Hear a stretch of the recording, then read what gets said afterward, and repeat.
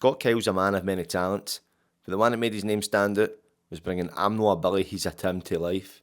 Born at the heart of Glasgow's sectarian divide, the play became a national sensation, until one night it was all snatched away from him. From foster care in Rutherglen to working alongside Ken Loach and even Harrison Ford, Scott's story is a roller coaster of resilience, passion and pure Scottish grit. Now 15 years later, he's back where it all began. And this time, it's unscripted.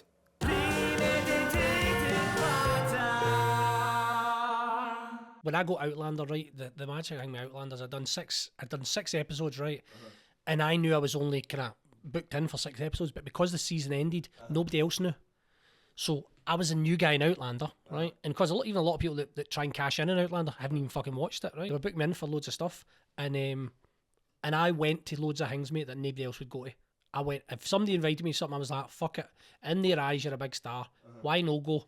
Because I know it'll mean the world to them, and the reality is, I'm no fucking Gerard Butler. But how cool would it be if you did invite Gerard Butler and he went, aye, we did to fucking govern, and he came in? Like, that's the coolest thing. That'll go, that's the fucking, to me, that's the cool guys. Like, that's the guy to be, because then you've no change. You're going, somebody, people used to say, why did you come and do this wee fucking community hall? I was like, because you asked us. And I loved saying that, like, because you asked us. Like, you're looking going, why the fuck did you come and do this fucking thing? And I'm going like, you were bold enough to ask.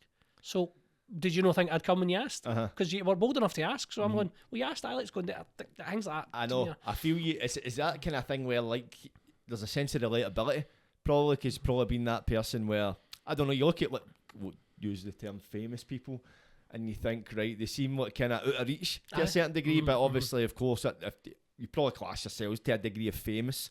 Know what I mean? So if somebody does make that kind of approach to you, like, well, wait a minute, I know how it actually feels to be in that position, to want to reach out to people. You're maybe a fan, or you're a fan of the show, you're a partner, but to be able to fulfil that, even if it's something as little as just making an appearance somewhere, it can go a long way. But depending on who you're talking to, because I would say there's two sides of it, right? There's a side is that you're right, it's going like, fucking hell, it's really good to the guy to come. There's another wee bit I think is that if you shatter the, like, I like to shatter the illusion, right, in terms of going like, I'm just the same as you, wee guy for the scheme, blah blah, and because I've done an acting job doesn't mean I'm fucking any different.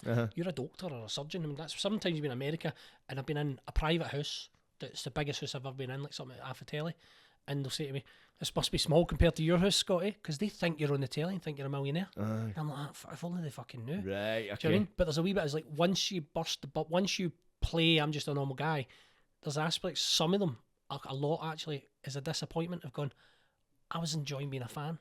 I was enjoying the illusion. And then I'll get it, it's like at Comic-Cons, right? I'm weary of Comic-Cons because they want you to dance as the I've paid my money. They want you to be the Beatles, right? Right, okay. And they've came to a Comic-Con because they want to be a super fan. Fucking super fan, I'm here, I'm meeting the guys off the telly, and you come down and you just level with them normal level, going like, no, that's not a game we're playing. I want you to be, oh my god, you fucking touched me. Oh my god, you signed my book. Oh, he personalised it to me and wrote fucking hugs and kisses. Did you get hugs and kisses? No, I'm the only one who got hugs and kisses. If you come in and go, I'll do hugs and kisses for everybody. I want the Beatles. Going to play the Beatles for me. Because I want to be a super fan. I'm reliving something from my past. Right. And it's a weird one of kind of going, I've found like when you follow back on social media and talk to them and go like, look, if you're a sound person, I'm looking for more friends in the world. They're going, but I wanted to be friends online with the superstar. I didn't want to meet in Glasgow for a coffee. And it's, do you know what I mean? Like I wanted the oh my god, I've got like a blue tick following me. Like it's a really weird fucking situation. I know. It does shatter that illusion as well. Do you ever feel like kind of like a temptation to see the likes of Comic-Con? Because of course you are an actor, so you could probably tap in to the parts you play. Is there a part of you that's like, no, this is me here, I can't just pretend to be myself in this event, or is a part of you goes like, right, this is what they're looking for, this is what I'll give them? I try and always be myself, but there's bits I think where you got to remember that, and this is the businessman in me, somebody's paying me to be at the Comic-Con, right? So when I used to go to Comic-Cons at the very, very start, and I'd wear a full kilt, like the full rig out, like hire a kilt to go to the Comic-Con, right? Somebody would be paying you $5,000. I'm like, right, I'll go and hire $1,000 worth of kilts, right? As an investment. So I turn up at the Comic-Con, and I'm not a big star, but I've got a kilt on. So everyone at the Comic-Con, Americans going like that, I want a picture. with a guy in a full kilt. Yep. So my line of queue for photographs is the biggest at the Comic-Con. Bigger than the stars. Because everybody's going, that guy for the show has got the full rig on. I want a picture of him, right? The next day, I turn up and it's a different full rig on. It's a different colour. So the people for the day before that got a picture are going like, I'm getting another one. Because that's a better kilt, right? Other people that didn't the day before go, I'm definitely getting one the day. Right? So you end up with the most amount of photographs at the event. And then how the events work is everybody gets a picture, they then pay to get it signed. So you've got the biggest queues at the Comic-Con. But that can sometimes backfire in the sense that no everybody's chuffed that you've got the biggest queues if somebody's a bigger star than you. Really? If you're only a wee six episodes star and you've got some big stars that have been in a show for 5 years rocking up and... But the other thing is they go to the Comic-Con every year, the big stars. I'm and I'm trying to get invited back. So I'm trying to help the person running the event make their money back on me. So I'm pulling at all the stops. So I kind of, it can be interesting and funny that way. And sometimes it's just like, it's no cool to try too hard. And I'm going, no, but I'm looking at it from the organisers' point of view and the fans that are going, it's amazing that you look like a movie star. Because sometimes you don't feel like a movie star. But it helps if you get the full rig out and you look like a movie star. Oh, definitely. Do you ever see...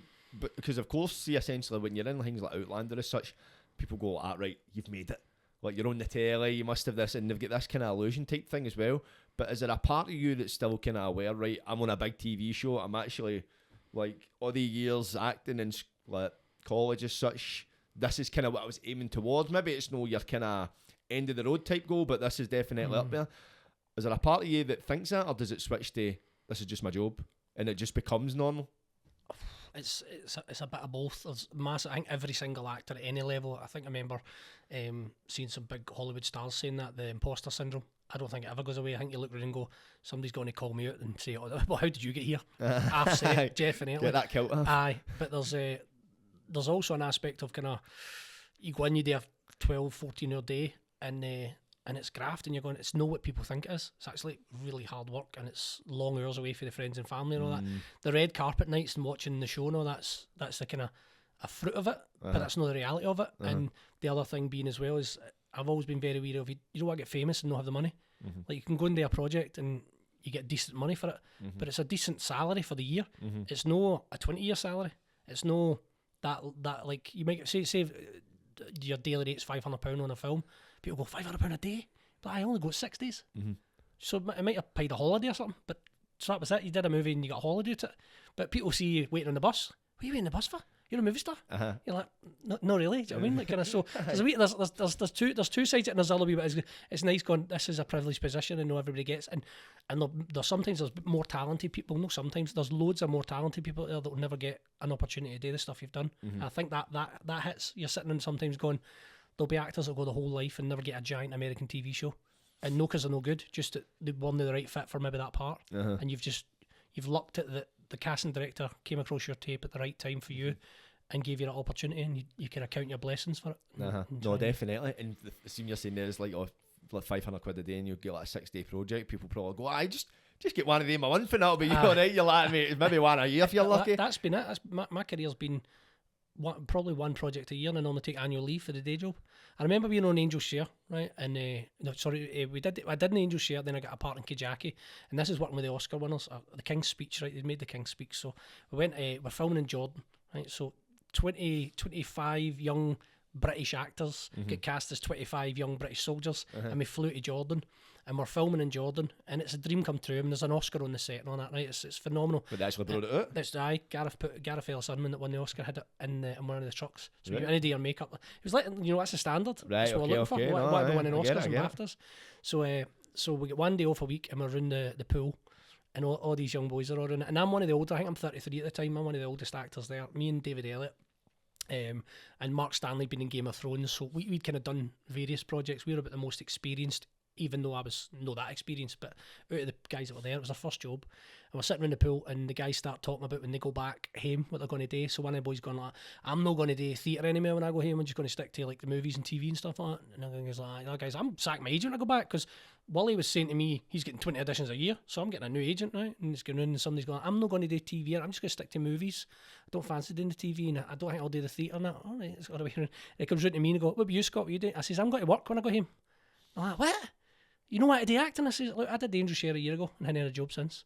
So when I go home for this, I'll go to the red carpet night in Leicester Square, have a big amazing night, and then I'm going back to work on Monday morning because I've got to pay the bills. And they were looking as if, like, they were thinking I was unambitious, right? Probably the most ambitious person I know, hardest working person I know, but these young boys were thinking, I can't believe you're just geeing up. And I was like, it's no geeing up, it's just the reality of, it's a succession of jobs. This is a job that now we've got, and it will end, and you'll be waiting on the next one or working hard to get the next one. But it's no from one project to another, unfortunately, for any actor. You know, I mean, just done a Comic-Con with a lot of the Outlander guys there, and Outlander's coming to an end, and over and over again on the panel they kept on saying, we're unemployed now. So for 8 years, some of them have been the biggest stars in the country, and that's that done now. So it's trying to get the next job. You know, kind of. Otherwise, you're going to be the guy that used to be in something. I know. And that's the ultimate fear for every actor. Is that you used to be in. No, I don't want to be. I used to be in. You get maybe a drink bought for you in a pub, and that's it. That's your legacy. That's it. You get it's here, Davey. This is the guy that used to be in. That's that guy. What's your name again? You're the guy. You get your part right. Like, no, that wasn't me. That was the most humbling thing ever. Well, I'll tell you a Govan story, right? Very humbling to me. So you know the sub crawl. Right, so you go in the subway. So anybody that doesn't know, in Glasgow there's only 16 stops in our subway, so it's a tiny wee one. And there's a thing called the sub crawl, and you go on at one stop, you have a pint at the station, go on the subway, go to the next one, get half of a pint, and by the end of it you're very drunk. Right. So I was on a sub crawl and I got to Govan, right, just round the corner, and we go into the pub, and I'm standing at the bar ordering the drink, and a woman comes out to me and she goes, I know your face, right? And I'm in Govan and I'm thinking, it'll probably be for Billy and Tim, because I'm like probably the most famous Rangers fan in Scotland, because my face has been all over Glasgow. And she says, I know your face. Where do I know your face for? And I'm saying, singing I'm No Billy's a Tim. I played Billy in it. She's like, no, that's not it. And I made the fatal mistake of going, the Angels Share. I was in the Angels Share. She's like, no. And I'm going, Kajaki, a war movie I was in. No, that's not it. And it's getting worse, John. They're like, Outlander. I was an Outlander, right? Now, unbeknown to me, there's about 14 guys on the subcrawl way behind me going like that. Funny.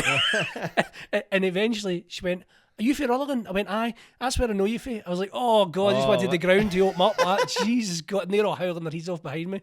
So they sort of moments are very humbling where, and I've had other times where people kind of recognise you, and then I don't want to say it because it might be that. I'm like, oh, Crime Watch, you might recognise me for that or something, like kind of like, geez, like, yeah, you just kind of laugh it off. Sometimes obviously it's a kind of different level for you, but like social media, everybody uses social media, so the type of content I make appeals to the places I frequent, let's just say that.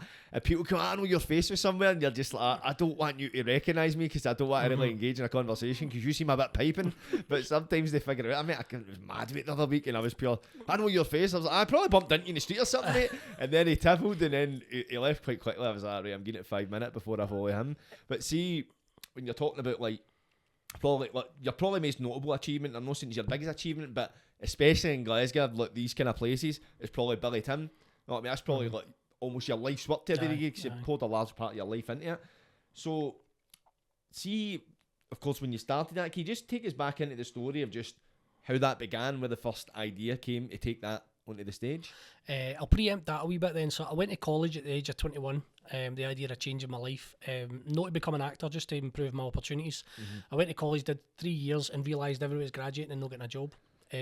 All the students I was with, and these guys could act, dance, sing, they were amazing, and they weren't getting a job, and I thought, I'm next. So I set up a theatre company, and when I graduated I went to Rutherglen Library and I was looking for a play, and the amazing thing is, Jordan, I'd been at that library over the 3 years and the book wasn't there, and it wasn't until I graduated I went in and I found Singing I'm No Billy, He's a Tim on the library shelf, and I picked it up and I read it, and I'd shared a bedroom with my brother who's a Celtic fan, and I grew up blue. I think that was because he was Celtic and he was 2 years older, and I thought, just to annoy him, I'll just be the opposite, because it wasn't a Danur family or anything like that. It wasn't a family following a team. So when I read the script, it was about a Rangers fan, a Celtic fan sharing a cell. Well, it's not a shell, but it's a cell, but it's a bedroom. So it's like tit for tat. I was thinking, that's exactly what it's like. Just petty, and just he says one thing, you say the opposite, just to annoy him and everything else. And that's what the show was. So I went to the local theatre, Rutherglen Town Hall, went to put it on, and they said not yet. They turned it down. They didn't want Rangers and Celtic fans coming together. They thought it would cause trouble. So we ended up in a snooker hall, playing the back room of a snooker hall across the road. Went down well to the 25 drunks that frequent the bar who weren't planning on watching a play that day, but our payment for our rent was to do a show. So we'd been rehearsing in the back hall of the snooker hall, and we had to do a show for the guys that were there. Right, so this was not a willing audience. This was guys that were sitting in the bar still going, what is this? And they turned around to see this show. Right? It went down well. We got into a student festival at the Citizens Theatre, did that, and that was the show ended. That was we kind of hoped that we'd be seen by some of the citizens and get a job. Thought, if we're good enough, somebody will give us an acting job. And a few months went by and I got a phone call in my house, and I was telling you earlier on, Jordan, I ran my theatre company for my mammy's house, and it was my room, my bedroom in a flat in Rutherglen. And when the phone would go, I would say, hello, NLP Theatre. And my granny would say, oh, sorry about the wrong number. I'd say, no, it's me, Gran. I'll go and get my ma. And my ma would answer the phone and go, hello. And I'd say, you need to say NLP. She'd say, fucking give peace of mind house. And the SEC phoned me up and said, one of our box office staff came to see the show, thought it was brilliant. Would you consider our spaces? And I'm sitting going, aye, when do you want to meet? So, well, we're here every day. I'll be doing an hour. And I jumped onto my scooter, put on my best suit, onto my moped, ring ding ding ding ding the way down to the SECC, parked far enough away that they didn't see me arriving on a scooter. And I walked in and they showed me the main SEC auditorium. I was like, this is huge, this is never going to work. And then they showed me the Armadillo, and again I thought, too big. And then they took us to the Loman Suite. It's a 600 conference centre in the SECC. I'm sitting going, this would probably work for us. So we booked it, sold it out, and then I borrowed a gas van, and we turned up at the SECC in this gas van, drove along the back wall. X Factor was big at the time, and they were in doing auditions, and Simon Kilnott was in. I remember driving past the back of the SECC, and all the fans were against the gates, like, hey, X Factor's on. And we kind of huckle by in this wee huckle-buckle van, banging and popping, the gas van, pull up to the gates, and I say to the guy, NLP Theatre, and he looks at his wee list, and he goes, oh, right enough, NLP Theatre's on the list. He looks at the van, it says Globe Gas on it, and he's like, you doing homers at the weekend? I was like, don't ask, and he let us in. We pull up to the back of the SECC, and I'll never forget this, because this, in my mind, right, there's a movie scene in this, right, and this is the movie scene, how it goes. So I reverse the van up to the back of the SECC, I look in the mirror at the side, and the double doors open up, and the dry ice comes out, right, and this is the movie version of my head, and about 16 techies come out, big hairy Al Spiker looking guys come out, and I'm like, in my head going, we've made it, we've came to the promised land, here we are. So I open up the door, and I shut the door, and I turn around to be greeted. And the guys go, oh, get that van to fuck out of here. We're waiting in a show. And I'm going, no, we're the show. And they're looking at the gas van going, you're a fucking show. They're waiting in Joseph Technicolor Dreamcoat coming around the corner in an Arctic, and we've got this wee gas van. And I open up the door of the van, hand out a door, a mattress, and a toilet pan. And you can see them going like, what the fuck is this, right? And they're radioing, you can see something, you got a manager down here, man. Fucking, these cowboys have turned up. Technicians like to me, you didn't send us a lighting plot, or you've no sent us anything, we've not done any lights. I was like, don't worry, mate. You know, blue and green, it's a arena sale thing. But blue and green, couple of spotlights on the stage. You can see, well, get the supervisors down there, who's booked these guys in. And we did the show, 600 people came. We got 2 standing ovations. And the show toured for 5 years after that. Crossed £1 million at the box office. Paid off my mammy's mortgage. Settled all our credit card dets. Paid off our council tax debt. It was about £6,000. I wanted to hear the story behind that, the council tax. Well, I was going to ask you. So the reason that kind of came about is there's a couple of things. As a wee boy growing up, my ma's wages would get arrested all the time because we were behind in all the payments, always owed money. And I remember like the heartbreak and the utter, terror when it happened. Do you know what I mean? Sitting going, no money. When they arrested the wages and that, with no money for anything, we're walking to my granny's for toast. You know what I mean? So when I went to the bank one day and I think I had 50 grand in it, and I shit myself, I was like, I'll fuck this up. One day I'll come back and there'll be nothing in it, and I'll have nothing to show for it. And I thought, if I help my ma, I'll not regret that. So I took her. There was a Chinese in Rutherglen. It was called the Lee Palace, and they used to do a 3-course meal for a £5. Right? I don't know what we were eating, but it was a 3-course meal for a £5, right? And I took my ma for a 3-course meal for a £5. And we're sitting there, had the munch, and then I said to her, walk along to the bank, will you? She said, so walk at the bank, sit down, she sat next to me. The lassie says, how can I help you? I said, I'd like to buy my mum's house for her, please. And my ma just burst out greeting, right? And then we'll be woman's like, well, I need to ask where you've got the money for and all that for legal reasons to make sure you've no got it in drugs or something like that. And I said, you tell him. And she's like, Scott's worked really hard and he's done this play and blah, blah. And then I went along to the council tax office and I went in and I said, I want to settle the council tax debt. And it was like $6,000, and you could see the wee lassie going to get a supervisor because nobody in our area ever cleared the council tax debt. And I wrote a cheque for like the $6,000 and paid it off, and it was like you could see them looking, going like, wow, nobody ever pays it. And I was again to it's my ma, and in my head I was going to stop hassling her. I don't want you ever to hassle her ever again. This was a fuck off kind of cheque I was writing. But when I went round to my ma's house and went, look, she's like, what did you do that for? I was like, I've paid half a council tax debt. She's like, I had the money. All you've done is stop a letter coming to the door. I was like, fuck, like, she wasn't being horrible, that's just the reality of it. She could manage the letter, but a letter stopping, She'd have rather had $6,000 than a letter stop them. I was kind of thinking, but they letters always terrified me as a wee boy. They letters when they came through, I knew letters coming through our doors were never positive. Nobody was coming to gaze at it. It was always a problem when a letter arrived, and you're going, the terror of going, is that another bill? Is that an arrested wages? What is it we owe? So I was thinking that. So it was a kind of double-sided sword of a good deed. Was no good deed goes unpunished. I call that in the book. That's the chapter in the book. No good deed goes unpunished. Do you think that was more something for yourself, like today, because you had that fear of the council tax letters coming? So do you think that was, I don't know, it's like a kind of more a kind of like a self-soothing kind of strategy, almost like a kind of healing part of your past? There's loads of stuff in it, Jordan, and definitely when I was kind of growing up, it was me, my man, my brother, and I've seen it quite a lot. Is that my ma was a single ma, so as we were getting older and becoming teenagers and that, my ma could talk to us and that, and then she was treating us like adults very quickly, because we're contributing to the house, and like, take your keys and do that and look after this and lock the door, and kind of don't do this and don't do that and don't bring trouble at the door. So we're kind of part of the family unit, and I think my brother moved out at the age of 16. He got involved in a bit of gang violence and he had to move away, and back then it was like he just disappeared one day. It wasn't like Facebook and mobile phones. Just he moved away and didn't hear from him, and it was just me and my ma, and I think that was the terror, was that she was looking at me as the man of the house, and I was only 14, and I didn't have the skill set or the experience in life to help her.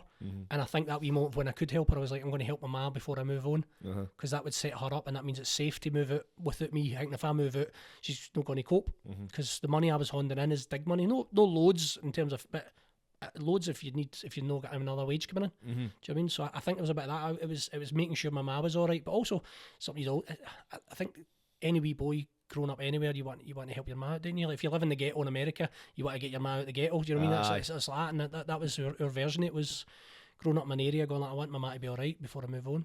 Because growing up in a single parent household, especially like a working class area, man, you're well aware of the struggles your parents are going through. Don't get me wrong, as you get older, you kind of look back like, wow, it's as you become educated in adult life, you understand certain things, but some things you just can't hide, and you're growing up and you're feeling that stress. Because I grew up with a single man as well, and you would feel the stress. Money was always an issue. I'm not saying she never had money, but you were quite aware that money was a problem, and as you find out in a lot of these families, it's a shared problem, what I'm talking about. But then you think as well, because I think when you get that large amount of money, 50 grand in your bank, and you think to yourself when you're younger, like how many problems that would have solved, but then you get it, and it's the fear thing sets in, because people don't teach you how to manage having money. There's no what you spend on this and that, it's just no spending it. For me, I've never had 50 grand in the bank, but when I've had money coming in, and it's like, right, I need to go and buy something, because saving money's boring, you know what I mean? And it's like, it's fast money, essentially. You're about to spend it, 'cause it's like a drug itself. See, when you were doing the Billy Tim stuff, it was 2005, was it, kind of first kicked off? 2005. It was. I think I didn't get. I found that play in the library, I think about 2007. So there was Billy and Tim had been bought. I think Des wrote it for Euro 96. So Des told me the other day, I was speaking to him on the phone, and he said that it's actually like the 25-year anniversary when he wrote it, but it's the 20-year anniversary for when the show was on the stage. Right. Okay. Do you know what I mean? So it was in a drawer and stuff like that before it, and I think there was other production. Big Simon Weir is an actor that he's in the new Billy. He's doing the Billy Tim was this year. Simon had done something where he'd done a school's version or something like that, and was trying to do something where, and I think he was wanting to do a movie, and it never kind of happened. Right, okay. And I found it in the library, because he takes great pleasure in saying it was me. I'm the reason it was in the library, he tells me. So I found it in the library. I didn't know anything about. I didn't know anything about him, so that's why it's nice him being on the 20-year anniversary. It's nice. No, that's brilliant. He's That's get part of brilliant. it, you know. So see, when you were doing that show, because that time, I don't know what it's like these days, but sectarian violence was high. It was problematic back then. Did you feel there was any kind of, I don't know, like overspill for the show or that? Do you think that helped issues? Do you think it kind of riled people up? I don't know, I think there was a lot of ignorance on my part in terms of when we were doing the show. I'll give you an idea. I got my vans sign righted, right? So I've got my vans sign righted now, and we parked them around the city as billboards. Back then I got Billy and Tim on it, and we went to Northern Ireland, and I had Rangers and Celtic on the vans. And I remember going on the ferry at Stranraer, and you could see the guys looking, going, what the fuck are you doing going to Ireland with Rangers and Celtic on a van? But I'd never been to Ireland, didn't really. You'd watched a bit of the telly and that, but I thought Glasgow was as tough as you get. So I was thinking I know about sectarianism. I grew up in Glasgow, fuck's sake, how bad can it be? And I went there and they'd painted the pavements and stuff like that, and there was murals on the walls, and very quickly I was like, shit, where do I hide the van? We were trying to hide the van in Northern Ireland. So I thought, fuck me, like I didn't realise just how and what we realised, I suppose, when we went to Northern Ireland, how we would describe it, because we got on a lot of media stuff. You got to watch, you don't sit and talk about something you don't know anything about. No. And we would say that in Glasgow we've got sectarianism, but we've not had to deal with the consequences like Northern Ireland has. The consequences in Northern Ireland were much higher than they are in Glasgow 4 times a year when Rangers play Celtic. So I think the show definitely over the years, there's been loads of people I've known that when I went, geez, when they watched the show, I don't think they went away and they were all changed, but I definitely think people go, I understand the thing about that song now, of why I maybe shouldn't sing it. And there's certain people now going, I duck that bit of the song, or I don't sing that song anymore. And I think that's all you can ask for. Do you know what I mean? Is that you put out the show, you show stuff, you get an anti-sectarian message in it, and if somebody decides to change their behaviour, that's a win. Do you know what I mean? That's a win, but it's no preachy, the show. Do you know what I mean? The show shows what it is. It challenges for both sides. Both teams and both fans have got an argument against each other, and hopefully by the end there's a peace process. Aye, no, definitely. It's a heartwarming show. Because I wasn't too sure actually what the concept of the show was until you actually explained it to me. Because I was aware of the show, I was aware of its history, but I didn't actually know what the context of it actually was. And then you realise it kind of takes you back to that thing that everybody says, like, there's much more to life than football, and that's kind of what I'd say the show kind of, like, that's what it captures. But there's much more to life than Celtic and Rangers and whatever else. But you see as well, because we were talking about earlier, you kind of need to follow society, and society's kind of no rule book as such, but what's acceptable 20 years ago isn't acceptable these days, because the likes of the certain songs you can sing at football games were very common. Nowadays you'll be putting handcuffs on it.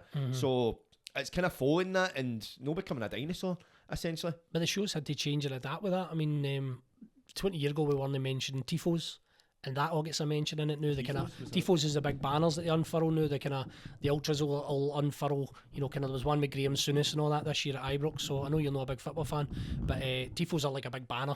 Is that what they call it, a tifo? A tifo, aye. They call it big giant banner, and there's bits where the boys have a go at the various tifos that have been on at the stadiums and what the tifos are saying.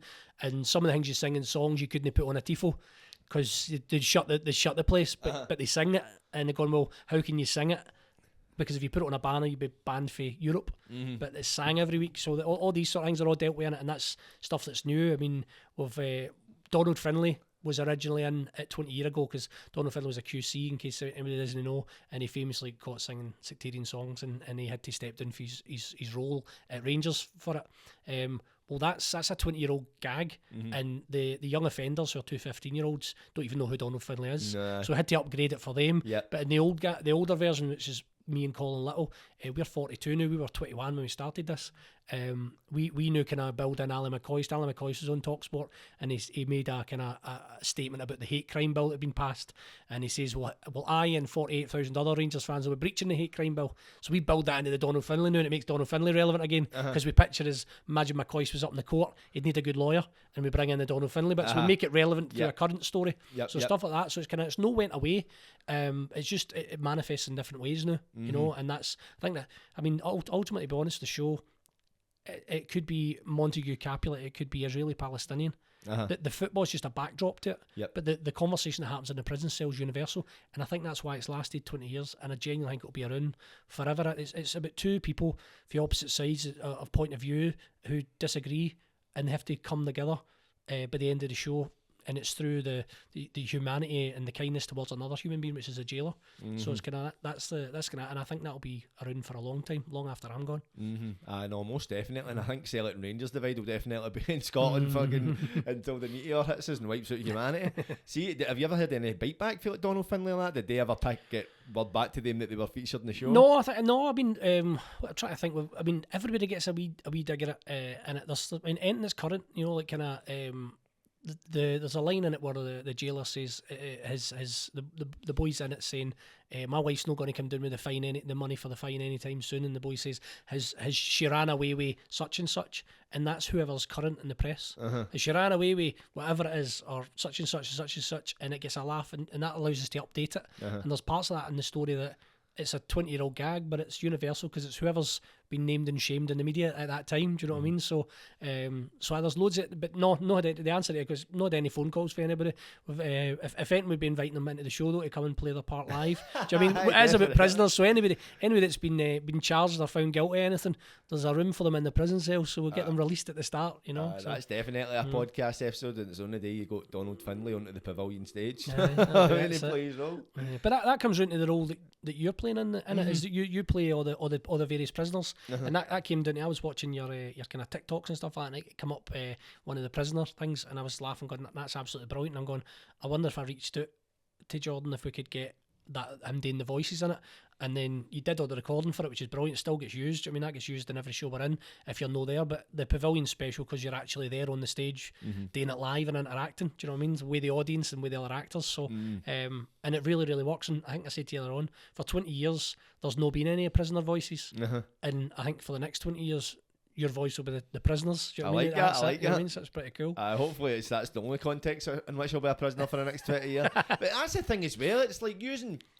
Because for me, I'm like, this is brilliant. Like, being on the pavilion, basically pretending I'm in the jail, using part of that I've heard been in the jail. And it's, you realise we were talking about earlier, you never know what opportunities are going to arise just by doing what you're doing. So sometimes when you're questioning your why, what am I doing this for? It's like, well, you never know who might be picking up on it. We chatted about another, Jordan. I get a lot of, like, sometimes I'll do something to add into the show, right? And maybe it's the wife or it's the other cast members going, what are you spending money on another thing that you don't need? Like, the show works fine without the prisoners. And I'm going, I know, but I'm invested in the show. And I'm like, if the show can be better, I'll have a better time. So I'm like, so when I contact you, I'm going like, I'm looking to get these prisoners kind of done in it. And the other guys are going like, and then when I was like, do you want to do it in person? And they're like, more wages, what you doing, Scott? And I'm going like, but the show will be better. That's what it's all about. It's making the show better. That's what I do, is keep making the show and improving the show. And like you say, opportunities wise, like we're now doing the I Write Festival together at the Royal Concert Hall. That wouldn't have happened if I hadn't embarked on any chance of you doing these prisoners in this cell. So now you're doing it in a Q&A, and you're doing something totally different that's not relevant to the show really, and it's not relevant to even your background. It's you're now hosting a Q&A, which is pretty awesome that's came out of this, and I like that. I get excited by that. Even the musicians, we've got Mark Kyle, no relation to me, and Robin Keane are doing the live music now before the show. And again, the cast were going like, that's mere wages. It's fine just playing the background music. I'm going, I know, but I think for the audience coming in, it'd be great there's somebody live on stage playing the music, and also give somebody an opportunity. I know it sounds a bit wanky, I'm like, but genuinely, it's like somebody gave me an opportunity, whether it be at college or they opened the doors and let me into the SECC, right? And I'm like, if we've got a show at the pavilion, why not give you a chance to be on it? Why not give musicians a chance? Why not give the young offenders a chance to do something? You want more and more people to get an opportunity to play that beautiful theatre to 1,500 people. And if it helps the show and it helps them, then great. It's a win-win for everybody then. Do you know what I mean? Yep. No, definitely. And do you think part of that as well, see, you've been doing it so long, do you think part of that has to kind of reinvigorate your own enthusiasm by making it different and making it fresh and then adding in different elements and basically just kind of that way? Because it's doing something for 20 years, man. It's like if you're doing the same thing, I don't know about you, you evolve. You change what your interests change and like, ideas they arise, and it's like, because we talk about that money thing earlier, it's like a lot of people could maybe see something as like it's a golden duck, it works as it is, keep it that way, and there is a place for that where things you can maybe oversaturate something by trying too hard on it, but especially that you're like, right, wait, what you're adding to it is creating a world essentially. That's what you've done, but do you think that's for yourself as well? I think I 100%, because when I basically took back the rights to the show, so anybody kind of watching or listening in, 2 years ago I got offered the chance to take back the show after losing it, right? So we did it for 5 years, and then Des Dillon, the writer, decided he wanted to do it himself, and I didn't have lawyers or contracts in place, so essentially it stripped me of my business. I lost my business when Des decided to take his playback, and he wasn't doing it in rang, it was his play, you know, and he wanted to produce it himself. For 15 years I had to watch other guys go around with the show that I'd built, and that was hard to watch that. And 2 years ago he contacted me and said, do you want to take the play back? My first instinct was to tell him to shove it, to be honest, because it was such a hurt losing it. But I'd been working on my book for 5 years, and I thought, what a great ending to the book to get the show back. So coming back today, I only wanted to do it with the original guys. So Colin Little played Tim in the original version with me, and James Miller, and I thought, I'm only wanting to do it with the same guys. I don't want to do a fresh cast. But at the same time, we've done it, so it's like, how do we make it interesting for us? And I genuinely don't think we'd be as enthusiastic. Like now we've got the other day we just signed up Mark Haitley, who's an ex-Rangers player. I know you didn't know who he was, Jordan, but Mark Haitley used to partner Ali McCoy. He's quite a legendary Rangers player. And Jackie McNamara have just agreed to do next year's alongside Charlie Miller, Simon Donnelly, Rob McLean and David Tanner. So our commentary team's now 6 rather than 4. So this year there's 4 of them in the commentary box. Next year there'll be 6. That's exciting for us. It's unfortunate for the young offenders because they keep on thinking we're going to retire and they're going, we're going to get to do the pavilion. I'm going, no, next year now because it's a bit different and we want to do it again. And we'll get the Sydney Opera House in 2027. I'm saying to them, you're not getting the Sydney Opera House, but they're making their debut next year, a full professional show. They did the Fringe, which is a reduced version, but they're doing Airdrie Town Hall. So I said, right, me and Colin have done Airdrie Town Hall. We're happy we've had our shot at that. The young boys can do that now, but they're not getting Sydney Opera House. That's not happening yet. And I think, as I say, that's because we need to keep it fresh for us. But also, it's a bit of going, I don't really want to do it unless it's getting better. I suppose like everything, like if you're doing your podcast and you're going, I'm getting the same hit rates all the time and I'm not really growing, you want to grow. Do you know what I mean? It's like definitely. you want to keep growing. So I think the show needs to keep growing, and that's why I want to take it to Sydney Opera House. So I want to go to America with it. I want to do things. It doesn't mean I'll always be in it. Do you know what I mean? I'm not want to be stuck in a show the rest of my life, and that's why, if I'm being honest, losing the show was probably the best thing that happened to me. I didn't feel it at the time, I can assure you, when I lost the Golden Goose. You know what I mean? It was laying all the eggs for the money, but I wouldn't have done anything else. I'd have been sitting here and all I'd done was Billy and Tim. I wouldn't have done Angel's Share, Kajaki, Outlander, work with Harrison Ford. None of that would have happened if I'd just been stuck in the play. So it was probably the right thing to lose it, although it didn't feel it at the time. Sometimes things like that do happen. Some of your biggest challenges turn out to be your biggest blessings, but see that at the time, you're like, mate, go out my face for a slap me, because obviously you're seething in that, and it's your baby as well, and of course people can take their own beliefs on the reason why Des took the show back. Obviously you built it into like a kind of successful machine, then he suddenly wanted the rights back to it, or the rights he already had, he wanted production rights back to it, and I have that snatched away. If you did that, really cause like a big upset in your life? Huge. I suppose that the first instinct was the night Des Dillon told me he was taking the play off me was at the SECC, right? So remember I say we turned up and I was looking, the Armadillo's too big, and we played the wee hall. Well, we actually got to the Armadillo and we played in front of 3,000 people. That night alone was worth 50 grand, right? One night. And we got a standing ovation. Des was in that night. I got me stand up and take a bow that night, and he came backstage and he said, look, this isn't personal. He's like, I'm going to take the show and do it myself. And that was a big business lesson. I didn't have lawyers and contracts, and it was just kind of on a word of going, you're doing the show, Scott, great, keep making money. And for whatever reason, it's not for me to speculate why Des wanted to take the play, but it's his play and I didn't have the rights sealed up, so he was entitled to take it away. But I had the shame, man. I had the shame of going, I've messed this up. Like, I had the biggest show in Scotland, I've done all that work, and it wasn't just me that built it. There was a cast that were there that did amazing work. There was people that put leaflets through letterboxes, friends and family. There was so many people who helped build that, and I felt, I've messed this up. Like, I've messed this whole thing up. And I found that out backstage before I went upstairs, and I had a free bar on, and all my friends and family, my new family who'd seen a poster with my name on it, were upstairs, and I had to go in and put on the best acting performance and kid on that everything was alright, when I knew I'd just lost my business. Because I had one show, it was a theatre company with one play. Not a wise move for anybody listening out, it's only have one product that you didn't have the rights sold up to. So I lost my business, and it was a huge shame, and then guilt and sleepless nights, you know, like going, and then I see a bus going by with the show on it. Do you know what I mean? I couldn't watch the Old Firm game after that. I couldn't watch Rangers play Celtic. Could you know? Because I was always thinking that'd be funny in the show.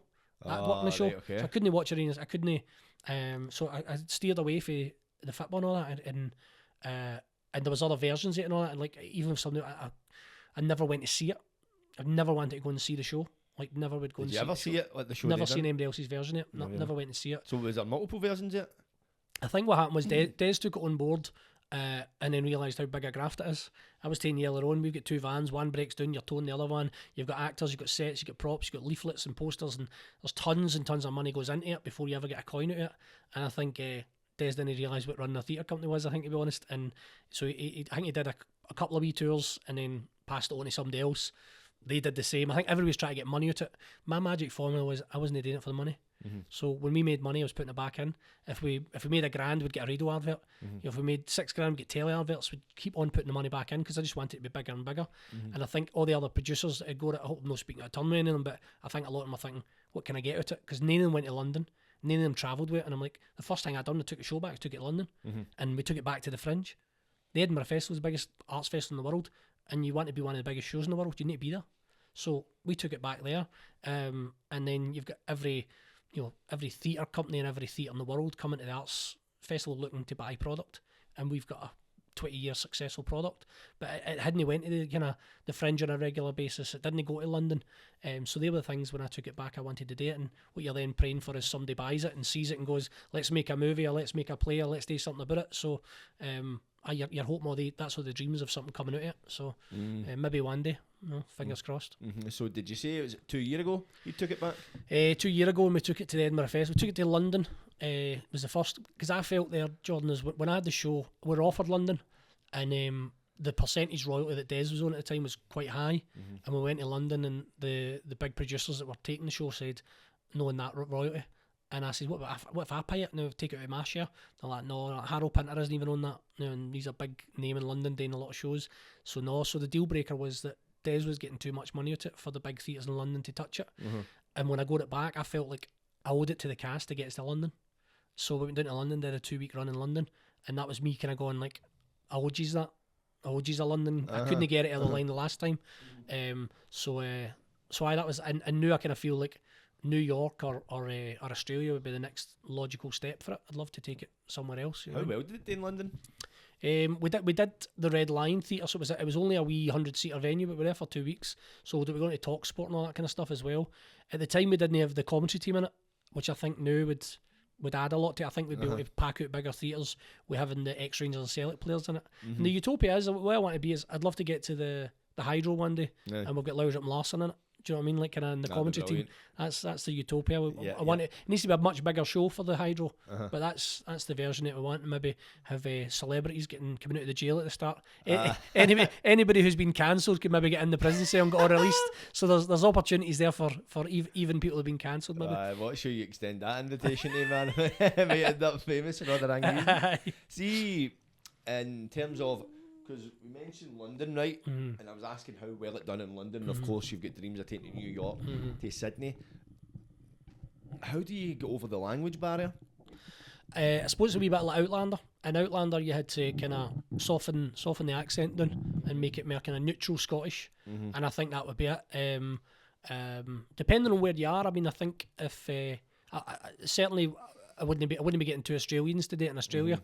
Do you know what I mean? Or 2 New Yorkers. Even though that'd be funny and it'd probably work, but the idea is that we'd neutralise the accent a wee bit. But the story, as I say, is universal. And what we have done is over the years is we've made it that it's more worldwide, the issues we're dealing with, as opposed to a Glasgow. Like if you weren't from Glasgow, you wouldn't know what they're talking about. We've tried to make it enough that it can travel, and that, I think that was the big thing about the show, is taking it back. Those bits that I'm looking at revamping, rewriting, reworking, so that it can fit in for a global audience. But we've had people from all the world coming to see it. I mean, London was full of people from all the world coming to see it. Was it? It was football fans that were in London, seen a poster and went, oh, a play about football, we're going to go and see it. Right, okay. People from Sky Sports came to see it, people from TalkSport and all that. It was brilliant, man. Dead exciting, but we need to get back down, and we need to do a bigger venue, and that's why I wanted the live music and a bit more production value into it. So people this year are really lucky, because the amount of money we've put into the show for this year's Pavilion show is phenomenal. So it's going to be a much bigger show than it's ever been. And next year, say we're having Big Mark Hateley and Jackie McNamara in it, that gets bigger again. You know. No, definitely, and even the Pavilion's such a prestige venue in Glasgow, and I kind of soaked it up when I was in doing the ladies show, and just looking at it, man, like thinking of all the people who's played the stage, or played the venue, so to speak. I don't know if it's been revamped as such, man, but it's got so much history behind it. And then the show itself, because I went to see the show just when you invited us along to Cumbernauld, and that alone, we talk about opportunities.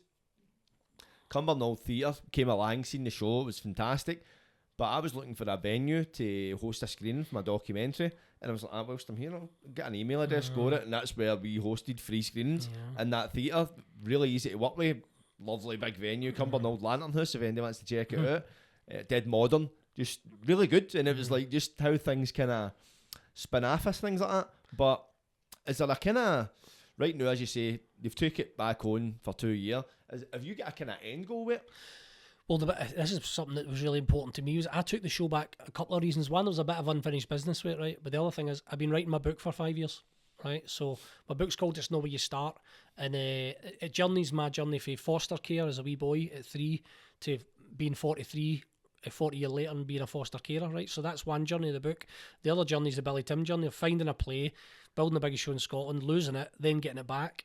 But one of my big motivations of taking it back was I thought it'd be a lot easier to sell my book at the Pavilion after plenty 1,500 people than it is just me sitting in a Waterstones trying to sell a book cold. So there was kind of, I'd kind of a double whammy. I was kind of looking, going, take the show back, unfinished business, but also going, it can be the catalyst for selling my book as well. So the future of the show is there'll be a few opportunities that if they came up, I think I'd get first dibs to the original guys. The young offenders are hot on their tails. You know, we Kai Bruce and Archie McCormack are 15-year-old and they just tore up the Fringe and smashed it at the park. So they start next year. They're doing Airdrie.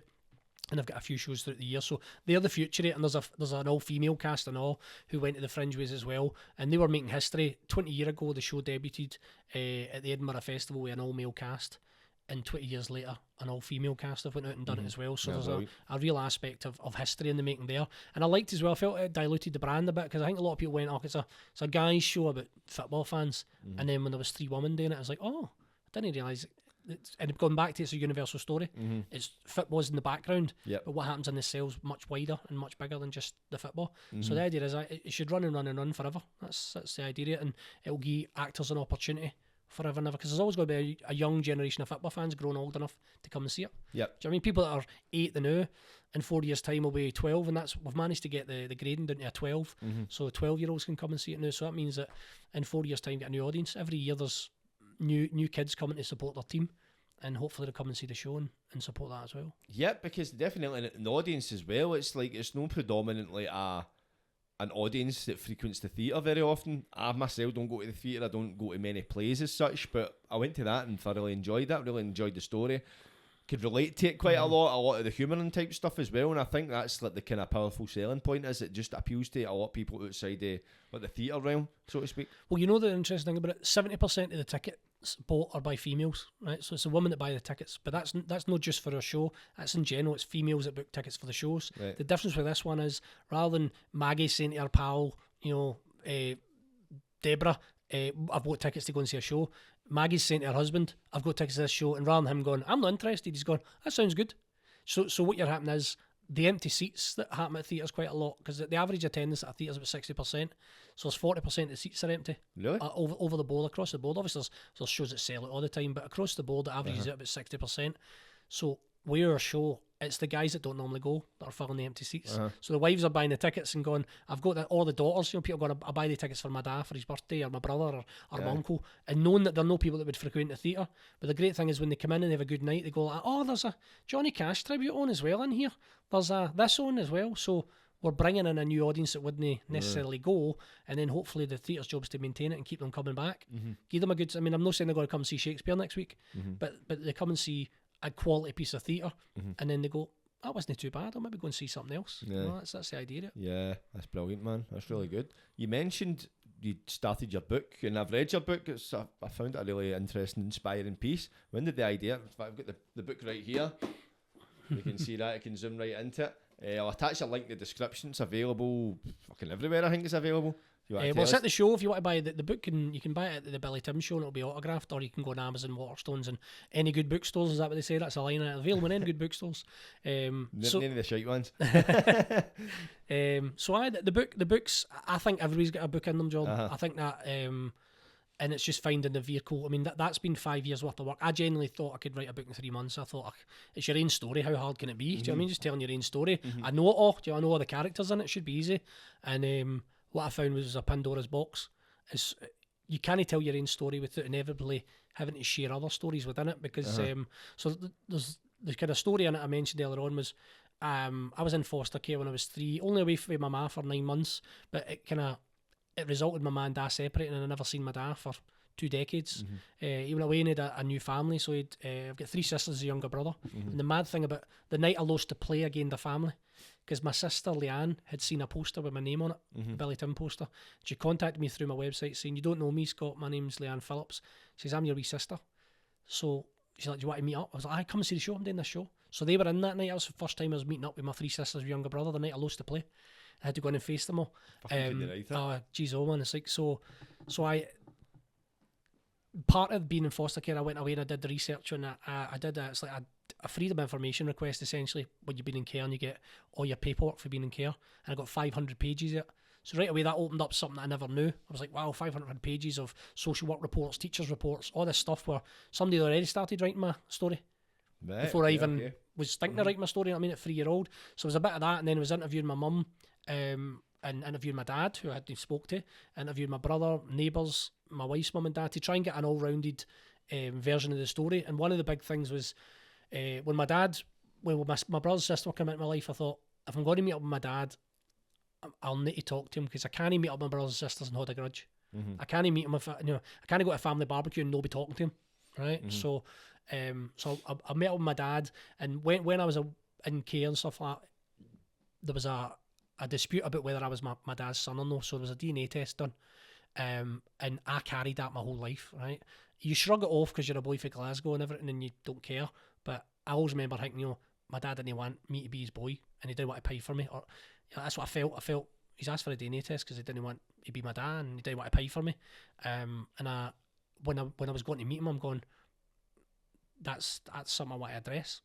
So we sat down, he had an orange juice. We met in a pub, he had an orange juice, and he sat there and he told me stuff he said he'd never told anybody before in his life. And one of them was when he was 10-year-old, his ma was an alcoholic, and he overheard her chatting in the hallway, his house, and she confided in a friend that the man he thought was his dad wasn't his dad. So he was 10-year-old, and the guy had been calling his dad his whole life wasn't his dad, and he had to keep that secret. Couldn't tell him because he wasn't supposed to know. So the rest of his life growing up, he had a guy that wasn't his dad, and he knew that, but he had to keep calling him dad and pretend.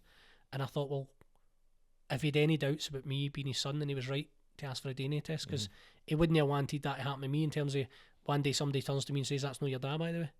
So he was right in that sense, but without that context, my story's very different, because I'm just painting. He left us and then was asking for DNA tests and all that. But actually, when you know his story, so chapter 3 of the book is essentially that conversation, and there's an animation. If you scan a QR code or go on my website, you can watch chapter 3, because I've animated it all, and it's me sitting having that conversation with my dad, and it drifts away into his house that night, and it shows you him being that wee boy greeting in the room that night. And all these stories were really important. So I then felt I can't write my book and no tell that story about my dad, because it gives context to why he asked for a DNA test, and that kept on happening in the book. And I'm going, geez, it's becoming wider than I was initially happening. I was thinking it'd just be me. Even the story of my brother getting involved in gang violence and having to move away, I was like, that really affected me, because my brother's like, what are you putting that in for? What's that in a book for? I'm going, because of how it impacted me. And my mum was the same. She's like, why didn't you put in that you were in care? I'm like, because it had a huge impact on all the decisions I made in my life. Like the reason I was settling my ma's debts and paying half her house was because of the childhood and the upbringing I'd had. So it's really important for context that people understand that, kind of. So all that's in it, and then there's the good bits of you use all that childhood trauma and being involved in gangs and all that. When I was on Angel's Share, I'm working with Ken Loach, and a BAFTA-winning legendary British director, and he's going, "What do you think the gang would do at this point? Or what do you think the gang members would be thinking at this point?" And I'm going like, well, I've been around the streets in Glasgow. I know the boys that are in gangs, and I was there with them. I wouldn't have classed myself as a gang member, but if you're hanging on the street corner with them, then do you know what I mean? If you flee with the cross, you're shot with the cross, as my ma would say. So I used all that in that, and then when I did Kijaki, I remember the audition for Kijaki. Kijaki's a British war movie about British paratroopers stuck in a minefield. I was playing a guy that lost his leg, and in the audition, Gareth Ellis Unwin, Oscar winners like that, how do you think you would feel if you're stoned and your mate's just lost his leg in a minefield? I'm saying, well, I've never been in that situation, but I have stood in the football pitch when my mate, the goalie's knees popped out his leg, and I'm thinking, going, fuck me, that's going to affect his whole life, his house and his mortgage and everything else. So you're using all the experiences for life to then bring something and put all that trauma into art and creating something with it. Outlander would say, like, everybody grew up watching Braveheart. I certainly did. I could recite all the lines to it. So then to go and be a 1700 Highlander on a TV show was a dream come true. I'm like, wow, I watched it and thinking how good would it have been to be in Braveheart. Do you know what I mean, how amazing would it have been to be in that movie? And then you get a part in a giant TV show. So I've used everything, all the difficult times in your life, you've used that to try and improve your life, and that's what's all captured in the book. Even I said to you, I walked onto a TV set 6 months ago and got a chance to work with Harrison Ford. I was like, pinch me moment. Like, it was an advert, just a whisky advert for Glenmorangie, and I was driving up 5 hours cussing it, going, 5 hour drive, 3 days away from the missus and the Waynes. I'm like, can't I really be annoyed doing this?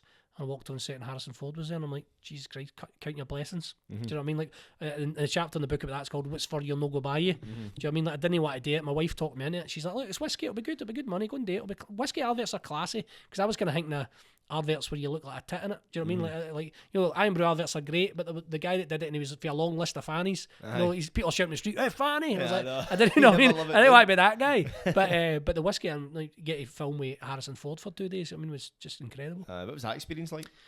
I said driving up, didn't know I didn't get a script or anything, so I'm thinking I'm not really doing anything. I was sitting going, God, 3 days sitting about a film set for 12 hours doing nothing, it's no fun. And next minute, you know, Harrison Ford walked on set, and I'm going, Jesus Christ, this just got interesting. And the first day I didn't get to work with him, and I'm going, sod's fucking law. I'm on a Harrison Ford thing, and I don't get to work with him. I'm just watching him working with everybody else. And then the second day, they kind of gave me a script, and I was working with Harrison Ford, and we filmed all day by the shores of Loch Class. It's in the book, the chapter, and it was just a one-on-one scene, me and him sitting with a glass of whiskey, and the context it is Harrison Ford's lost his confidence, and he's worried that he's no handsome and sexy and all. They're putting him on a mountain to promote Glenmorangie, and he's going, I'm 82. Is that what an 82-year-old should be doing? He's 82, aye. It's like, is that hip? Is that in this modern world with TikTok, is that what I should be doing? Like, am I going to look like a diddy? And my line to him was like, are you worried you're no cool, Harrison? And I kind of build his confidence up to him going up the mountain. He ends up getting up the mountain, but we spent a whole day filming again. It was incredible. And then we had a great blather and all when the cameras weren't rolling. Do you know what I mean? Chatting about my life, the stuff I've been sharing with you. I sat there and had a chat with Harrison Ford about being in foster care and becoming a foster carer and all that. And that was probably even more magical than getting to act with him. Because as a wee boy in the room, growing up, you're watching Indiana Jones, you're watching Han Solo and Star Wars. To walk onto a set and get to act with him was just pinch me. I mean, Harrison Ford's a Hollywood icon. I said to somebody, he's up there with Tom Cruise and something. He's bigger than Tom Cruise. Do you know that? Even that sentence, to think you got to work with a living legend. I mean, a Hollywood icon. It's just incredible. And you have the hour with him and all, sitting off camera chatting away about your life was really nice and all. Yeah. And he was a gentleman, and he took a genuine interest, which was nice. That's brilliant, man. And that's the thing as well. We'll talk about the kind of start of the podcast, almost like meeting your heroes. It's like they say, never meet your heroes, because you can build up this kind of illusion type thing. Because I think people meet these people that would class their heroes, famous people as such, and we look at, right, you fucking must be minted, or you'll be the guy that kind of gets me the in, and there's always the kind of, what can I get out of it? But to actually kind of meet something and go, wait a minute, you're just a human being just like me, and it kind of is, although the CV's impressive, when you take all that away, you're actually just a decent person who can have a decent chat, and to have that kind of human moment with somebody, especially sharing your own experience. I remember you were talking about it before, like, I think you thought he's probably used to people talking about, I've been to this acting school, I've acted in this, and it's kind of like a self-promotion type thing, but you're like, no, you're just talking about your own life. Well, that was it. I remember sitting with Harrison Ford, and he said to me, is this what you do then, Scott? You're an actor? And I said, sometimes, Harrison, but mostly no. And he laughed, and he said, that's been my career as well. I'm sitting going, aye, right, Indiana Jones, I mean, Han Solo. And I said to him, I'm a foster carer, and his eyes lit up, and he said, how many kids you got in that? And I said, we've got 2 kids, sibling group of 5, and he said he's got 5 kids as well, you know, kind of, and so we end up as 2 fathers for unconventional families sitting having a chat, because his family aren't conventional either, so you're sitting there going, and that's what it was like, we had something in common. It wasn't me going, like, if he said, as you do an act, and I went, well, here's a Billy Tim story, Harrison. Do you know what I mean? Like, kind of, he'd probably switched off, and one of his guys would have come out and took him away. Do you know what I mean? He was sitting, me talking about my part now, Angel's Share. Do you know what I mean? He must have sat in every movie set you could probably dream of being on, and he's had a lot bigger stars than me to sit and hear about their CVs. So I think that the safe bet was to no chat about yours. Like, no, I hear that. Do you know what I mean? That's no. Was that intentional? No, it was a wee revelation, because there's a wee bit there. Probably anybody listening, like you built it as Scott Cowl, Outlander, Angel Share, Billy Tim, that stuff. Like there's been a few moments in my life that have really impacted it, and one of them was when the lockdown happened, and the arts industry shut down, and I wasn't an actor anymore. You were just unemployed like everybody else. I mean, the sector shut down, so we went from freelance to unemployed, and I was in the back garden with the missus painting the fence, doing all stuff, and it was good because I felt a relief of pressure, because I wasn't falling behind. It wasn't like I had to take a break out because I'm tired and I need a break, and you think everybody else is going on, or people go, you're not doing it anymore, right? Like, we're acting, it's kind of funny. It's a succession of jobs, as I said, but I ended up getting a job as a carer, because there was no other jobs. And I worked 2 days a week supporting a young autistic lad, and it changed my life, and it changed his life as well. But it was amazing, the best job I've ever had. I used to go up 2 days a week, cycle up to East Kilbride, take the boy walks, go out on these car days, and I was like so rewarding. And the young boy was non-verbal. He didn't care about my CV or anything I'd done at all. He's just like, just get the dinner on, Scott. And I mean, get the sausage rolls made, get the juice and stuff like that, and it was dead refreshing. And I was coming home every day to the wife, and I'm going, oh, we got him on a helicopter today, or we did this, we did that. And she's like, I can see the joy in you, Scott. She's like, you're more excited about that, and you're about working with the Oscar winners. Like, genuinely, you're telling me these stories, you're more passionate than you're about working with Ken Loach. You're more excited about that day you spent with the boy.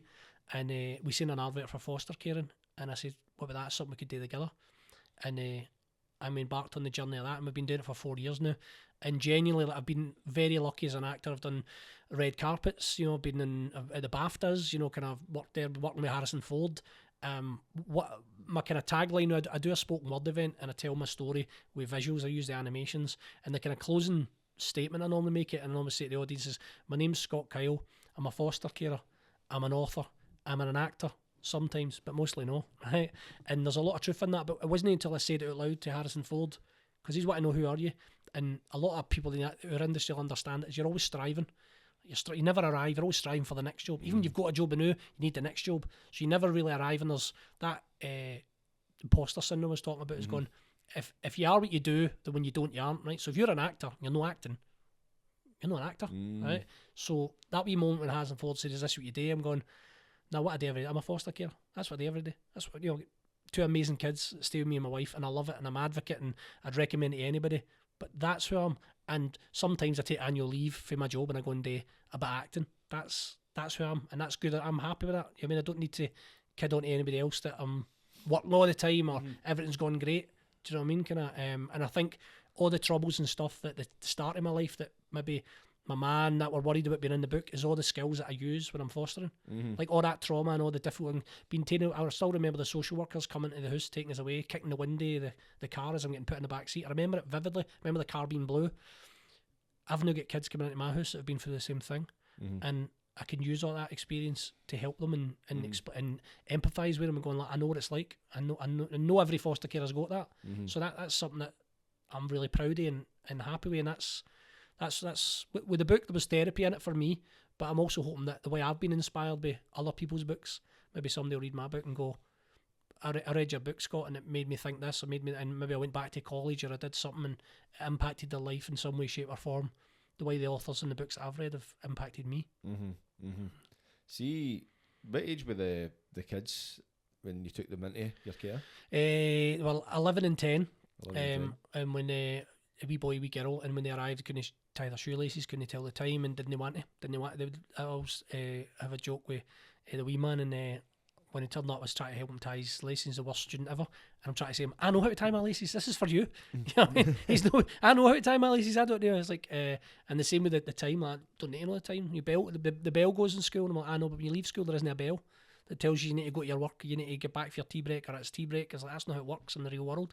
And over the 4 years, I mean, the kids are doing so well. Like improvement marks in school, but the big thing is they're social. They're good people. We've helped kind of give them the social skills that they need to go into environments and get on. Because when I walked into circumstances, I didn't have a lot of social skills. You sometimes learn by doing the wrong thing. Do you know what I mean? You're at the big one, the kids arrived, they didn't have adults in their world that were putting them first. So they were having to it was me first. And I used to have a laugh with them going like, me, coming through, me first, And we try to teach them, like, put you into the sentence. Are you wanting a McDonald's, Scott? Rather than, can I get a McDonald's, right? You want a, and I say, I'm always having a McDonald's. You know what I mean? Or, you want a dessert? I'm always having a dessert. So I'll say, I'm having a cheesecake. What you want to have? And try to teach them to think we and know me. And that's hard if nobody else was thinking we. If everybody else was thinking me when you've grown up, you had to think me first. So that's the sort of things that you're really, really proud of. But I had to learn them sometimes the hard way. Because when I was younger, going to a place like that, I want to eat first. Me first. And then you realise that if you go into a movie set, you can't put me first. Yeah. There's a whole team there that have been there before you arrived. I always say to people, I kind of tell 2 stories in my version of Outlander. The story my ma was telling people when I got it was they send a car for Scott and they pick him up, when he gets to set, they bring him breakfast in his trailer. He's got his own trailer, and somebody comes and does his makeup and does his costume. Somebody puts a costume on him, and then you get out to the set, and he only has to go out for the 10 minutes he's got to do his bit, and then he go back into his trailer. Everybody else is still out in the rain and all that, and he gets back in his trailer. And when I tell that to actors, I say what's really happening is most actors are so skint they can't be trusted to get to set on their own, so they send a car, and that means you can't see you didn't sleep in. There's a train later, and like they know where you are. You get to set and they put you into your trailer. That's your cage for the day. Don't go anywhere. We'll bring your breakfast. You don't need to be wandering about the set, talking to MD doing anything. And then we're going to bring you onto set for your 10 minutes because hundreds of other people have been working on this for months. They've done up storyboards, they've done locations, they've wrote the script, they've designed the costumes, the makeup, the hair. They send somebody to do your hair and your makeup because you can't be trusted to do it yourself. And then they bring you onto set for the smallest possible time to do your wee bit, and then they get you away. So you're a walking, talking, moving prop, and that means you can be a problem. Whereas the horses do what they're told, no actors do.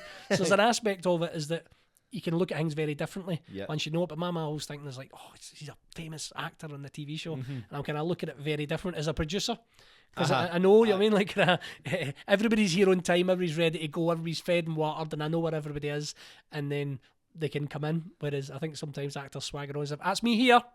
We can start now. I just get the camera fired up. The guys have been there for 12 years. They're the filmmakers. You're just one of the walking, talking, moving props. You know? I think that's the thing about acting people don't realise, because they see, we'll watch a film and that's like 12 months condensed into an hour. I think that's brilliant. Just go on, you act, you get all this money. They see the red carpet event, but they don't see it's 10 minutes acting and 12 minutes of waiting about. I heard a quote, I don't know who said it, but it was quite a famous actor that says, I don't get paid for acting, I get paid for waiting. So I act for free, but it's all the waiting about that I get paid for, because it's a long day, and I think that's what puts people off. And some actors, a lot of actors are the most unreliable people ever. And I believe it's like there's a lot of talented people that don't get the opportunities because they're unreliable. In my experience, and obviously you've got a lot more experience than me, so you can disagree if I'm wrong, but reliability gets you a lot further than talent ever will. Well, that's the same in football now, right? Like the football analogy is that it used to be like Mavericks would get through, right? Your Gascoignes and all that, right? And they're unpredictable, and that's their genius, right? On that pitch, they'll have a moment and decide they're going to beat two players and score in the top corner. Football now is more like acting as well. It's more written into middle and upper class because it's such a high risk.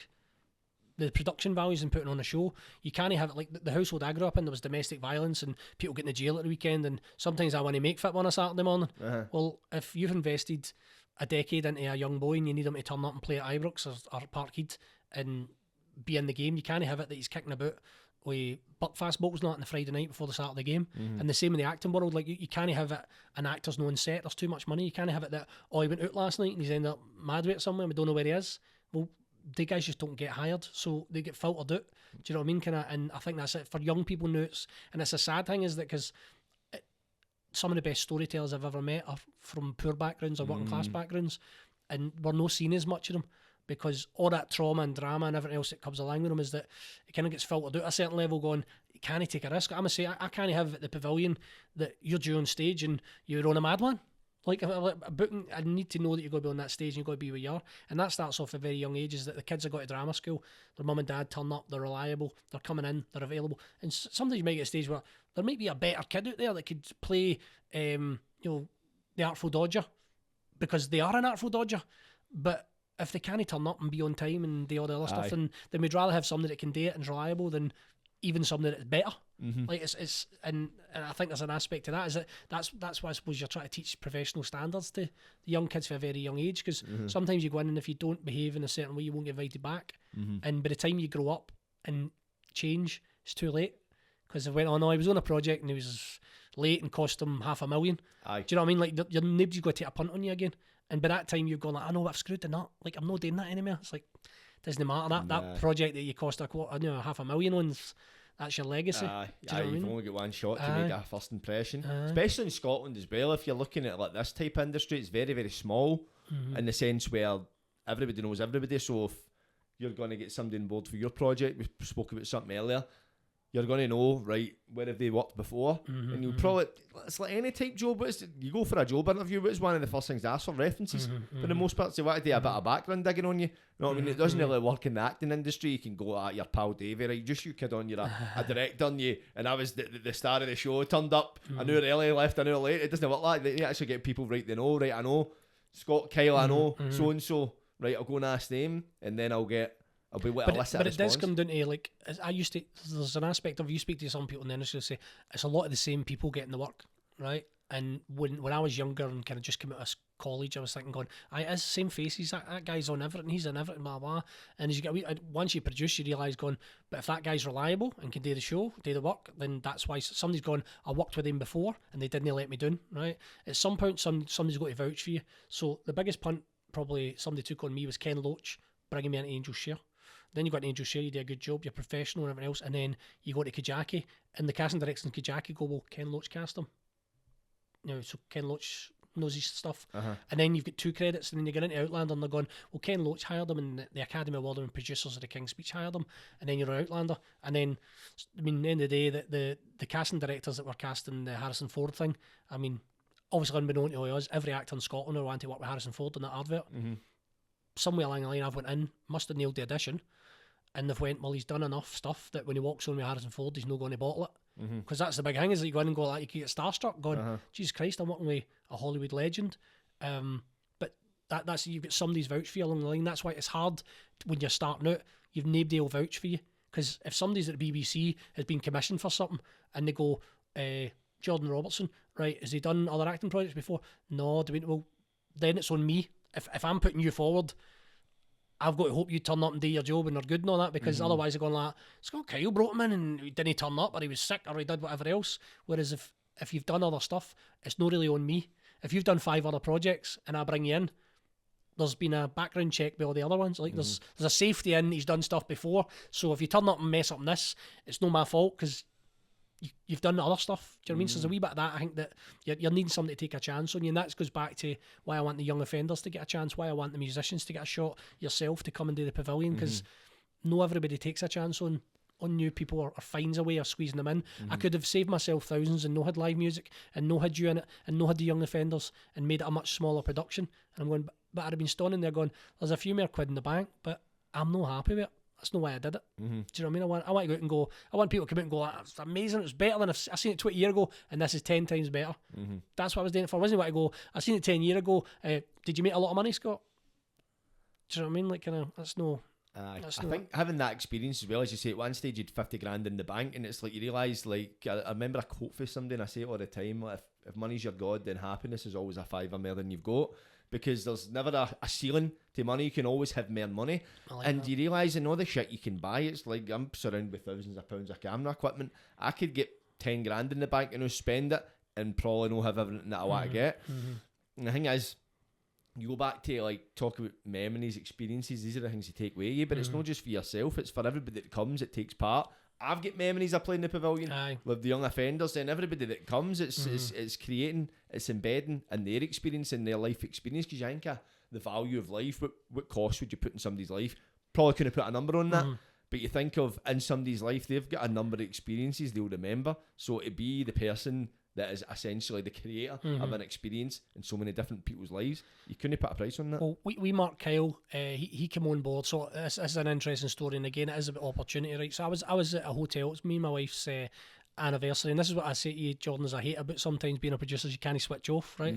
So it's our anniversary, we're doing it at this fancy hotel. I've left it late, so I've put out the big stops and spent a few quid in the hotel because I left it really, really late. And that's what you do. If you've left it too late, you better spend a few quid. So I spent a few quid, and we're in the bar in this place, and a young lad, Mark, I don't know him at the time, right? He's up and he's singing the song, and I think there's 6 in the bar, right? And he's singing his heart out up there, and after he finishes, I give him a round of applause, right? And my wife claps, and he goes, well, at least somebody's listening, right? That's what he says, right? So he's having one of the nights, playing to 6 is no the dream. No, I mean, the dream wasn't to play to 6. So, you know, he's asking where we're free and all that kind of stuff, and in my head, I'm already going, he's playing to 6, this will be the worst night of his life.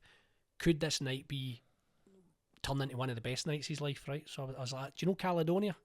the song Caledonia, and he fires back. He says, that's a Rangers song now, because they sing Ibrox on here. And I'm going, already as well, I'm going, because Rangers Celtic means something to me, that banter means something to me, because it's on the play. And he sings a song, right, and then after he finishes, I come here and have a drink with us, and he's sitting with us, and I said, look, I'm doing the Pavilion in 4 weeks' time with the Lassies show. She's a Tim. Do you want to come and sing Caledonia at it? And he's like, you full of shit? He's like, I've met loads of people Scott in bars early years that talk pish. He's like, are you for real? I says, we've never done it before, played music live at the end of the show, but it's always been something in my head. And I seen you having the worst night of your life, i.e. playing to 6. And I thought, how do you fancy in 4 weeks' time playing to 1,500? And he's like, that'd be amazing, the dream come true. And he came out, and the nice thing with Mark was a touch of class, he came out at the end of it, and he told that story. He's standing at the Pavilion about to sing Caledonia, and he said, I was in a bar 4 weeks ago playing to 6 people, and this guy, Scott Kyle, came in and said, do you want to play the Pavilion? And here I'm and he sang Caledonia and brought the house down. And now we've built him in, he does live music. So he sings the kind of Celtic songs before the show, and Robin Keane sings the Rangers songs. It's kind of tit for tat before the show. And then they both come on at the end and entertain the audience at the end. But I like that. That to me is, I know in Mark's story, I've played a part in his story. Do you know what I mean? Like that's nice to have been somebody that gave somebody an opportunity in somebody else's story as well. So I like, and you mentioned something as well about your quote. I love a good quote. One I like is, I once met a rich man. He was so poor, all he had was his money. Do you know what I mean? Like, it's like all that money and no a friend or no a story in sight. 10 Ferraris in the driveway and nobody to go a ride with you in it. Do you know what I mean? Like kind of. As we're talking about striving, and that's what I mean. The pandemic was a leveler for me. It went, right, if there's no industry, what would you do? Well, I'd like to serve and help somebody, and that's why I ended up being a carer.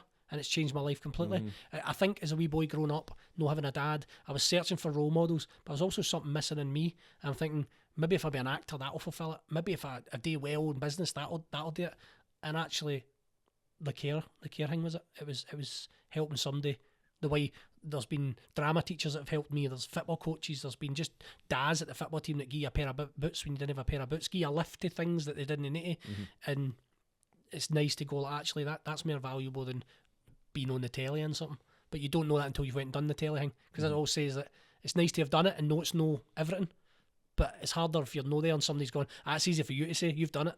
Do you know what I mean? It's like, sorry to go, by the way, I think, was it Jim Carrey famously? He's, I wish everybody could get famous to realise that that's not it. Yep. Do you know what I mean? But you need to go and do it first. So know that I'm Jim Carrey, I've been famous, but I've had a wee sample of what it would be like, and there's much more to life than that. Do you know what I mean? Like kind of, I see a lot of successful people.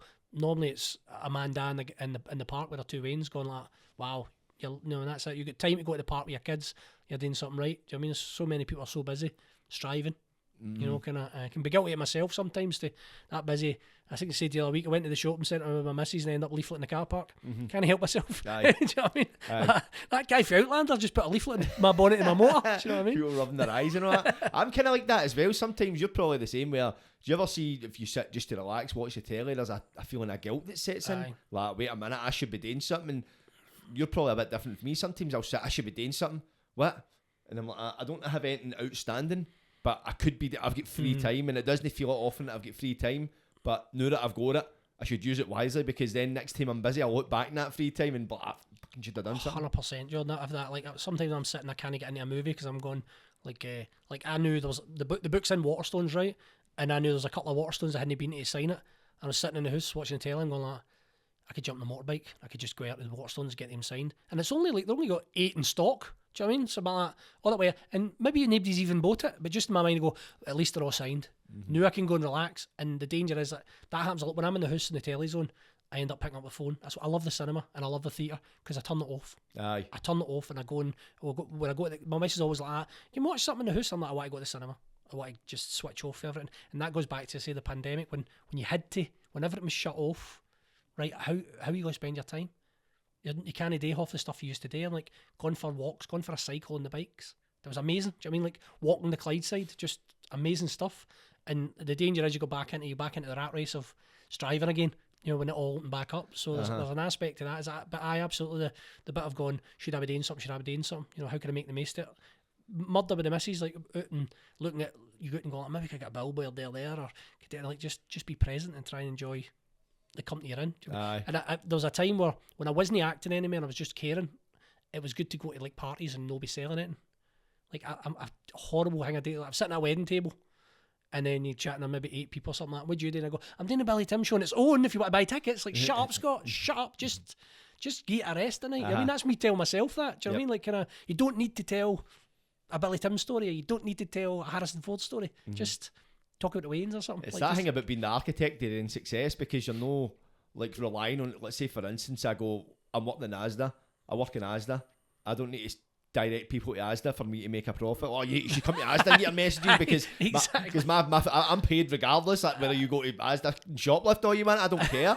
But as you say, when you're creating your own thing, you've got your own kind of beast, your own monster you're trying to create. It's like every opportunity you're like, right, now somebody's asking about this, you never know where this conversation might go, so always find an opportunity to mention it. And I get that, and sometimes you feel as if you don't mention it, I should have mentioned that. And that's and you just have like, a pure word with yourself. or you meet somebody like, oh, I didn't know you were that. We were a came. You're like, I don't know what to say at the minute. Do you know what I mean? Like, I've got one, my mate John. So I normally, like, I'm guilty of, like, if I sit in the house, I'm going like, I'll DM people.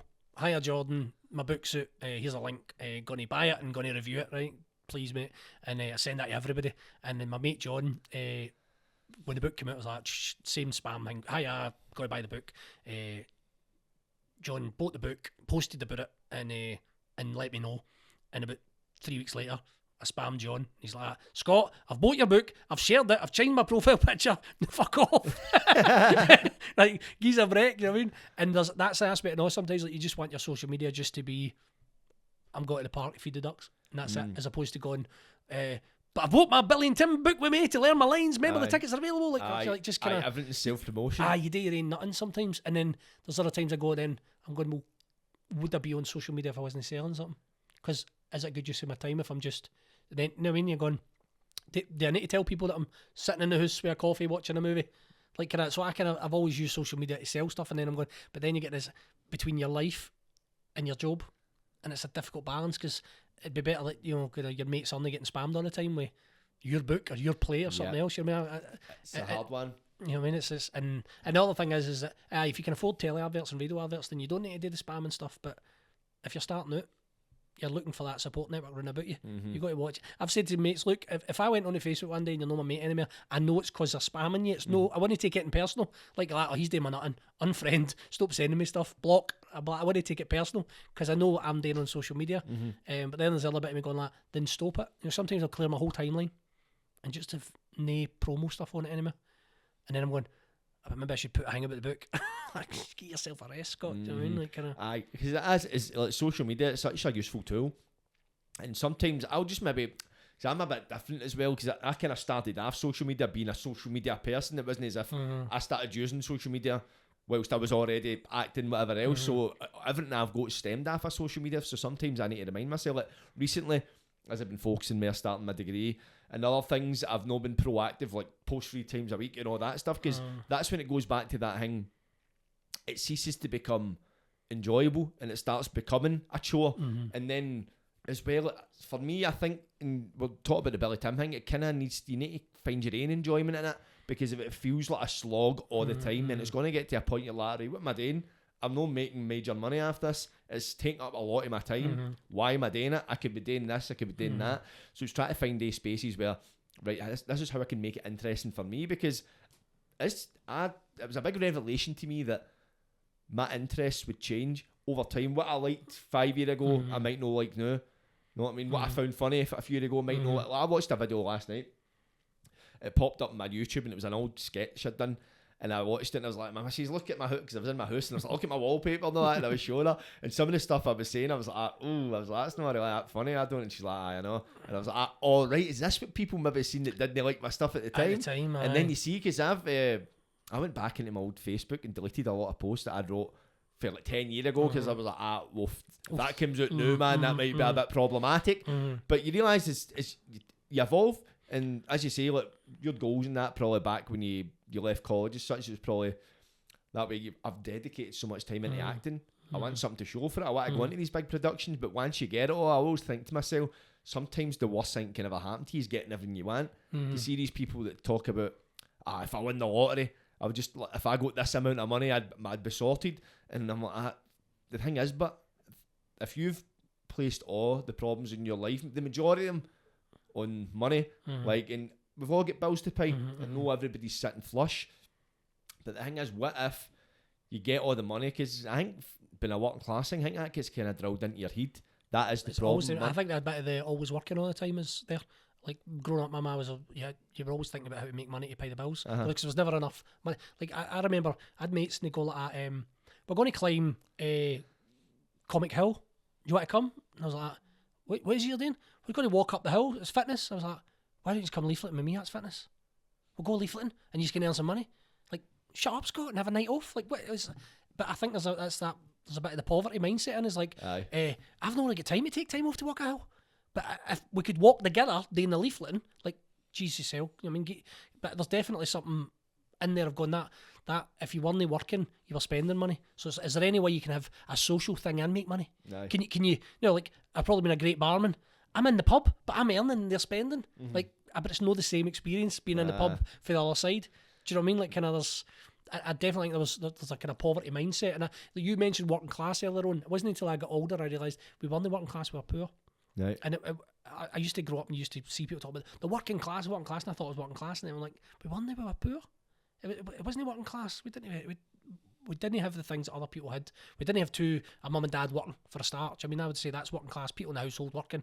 We didn't have that. Do you know what I mean? We try to make ends meet with a single ma, and sometimes in work, sometimes out of work, things don't go on great all the time. Do you know what I mean? Kind of in and out of care, and sometimes in and out of women's refugees, depending on what's happening at the house at the weekend. You know, kind of. It's sometimes that you said earlier about money can be maybe the root of all evil. It's like somebody lack of money. It's the lack of money. You're coming from a background and not having anything, and there's a freedom can come with money, but you've got to be careful how you get it. Do you mean your whole life spent chasing it? Yep, because it's that way as well. See, you do get all the money, and then you realise, wait a minute, I'm still unhappy. Then that becomes a scary moment, because to aspire to have more money is quite an easy thing, because there's multiple ways to get money. And it always seems just out of reach for a lot of people. But once you get it all, right, all my money issues are solved, why am I still unhappy? What do I do now? And then suddenly you're like, right, money isn't the objective, what is? And suddenly you find yourself almost back to square one, because you'll not get that thing, once I have more money, it'll be fine. It's, what do I get now? What do I pursue? Well, I've got mates, actor mates, that have sacrificed marriage and weddings and everything else to be an actor, right? And got a couple of mates won BAFTAs and all that, right? Like, so that's what we're all striving for. Like, it'd be amazing to go win a BAFTA. And I'd phone them up and go, we up till that, nothing, no work. I've put the BAFTA in the loft, kind of look at it. Because the phone's not ringing. Thought getting a BAFTA would be all the work would then, the phone would ring, I'm going to get a job, I'm going to be an actor. All that striving to get there, all the sacrifice. Girlfriends maybe would have married if they weren't striving to do the acting stuff. They've sacrificed so much, living in a flat, we know a lot of money to be an actor, being available, no taking jobs, so they can ditch everything and run for an audition, and getting to the peak of winning the BAFTA, going like, right, that's it, the career's about to start, my dream's about to start, and the phone isn't ringing. And you're back to just being the same guy sitting in the flat with no money, with a BAFTA sitting there staring at you, and, annoying you, and he's like, I'm going to put it up in the loft. And then it's that bit of I'm looking round at 40-year-old, no wains, no mortgage, no nothing, but everybody else has got it, and then you're feeling I'm behind. You're going like, maybe I've backed the wrong horse, this acting thing. Do you know what I mean? Like, there's so many different aspects, and then there's loads of people out there that have maybe went and my dad says to me, you're doing the right thing, gonna go on and chasing your dreams and that kind of stuff, because he wishes he did it. He was in a band when he was younger, and then he wrapped it and worked a taxi driver all the years God sends to provide for his family, and he's kind of sits and goes, I wish I'd maybe no gave up on the band, and I could have done some of the stuff. And I'm going, but it's no easy working every weekend. Do you know what I mean? Like, going away, we're Friday and Saturday nights, I'm away for the get-in's 10 in the morning and the get-out's by 10 o'clock at night, so it's a 12-14 hour day every weekend where my wife and the Waynes don't get to see me. Do you know what I mean? Then you're working the 9 to 5 during the week, so it's like your whole life's consumed with this grafting.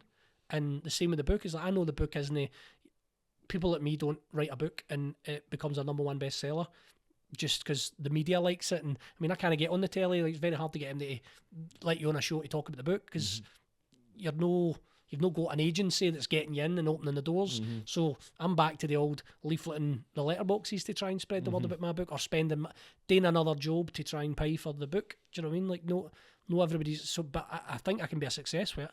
But I know that the elevator is out of order.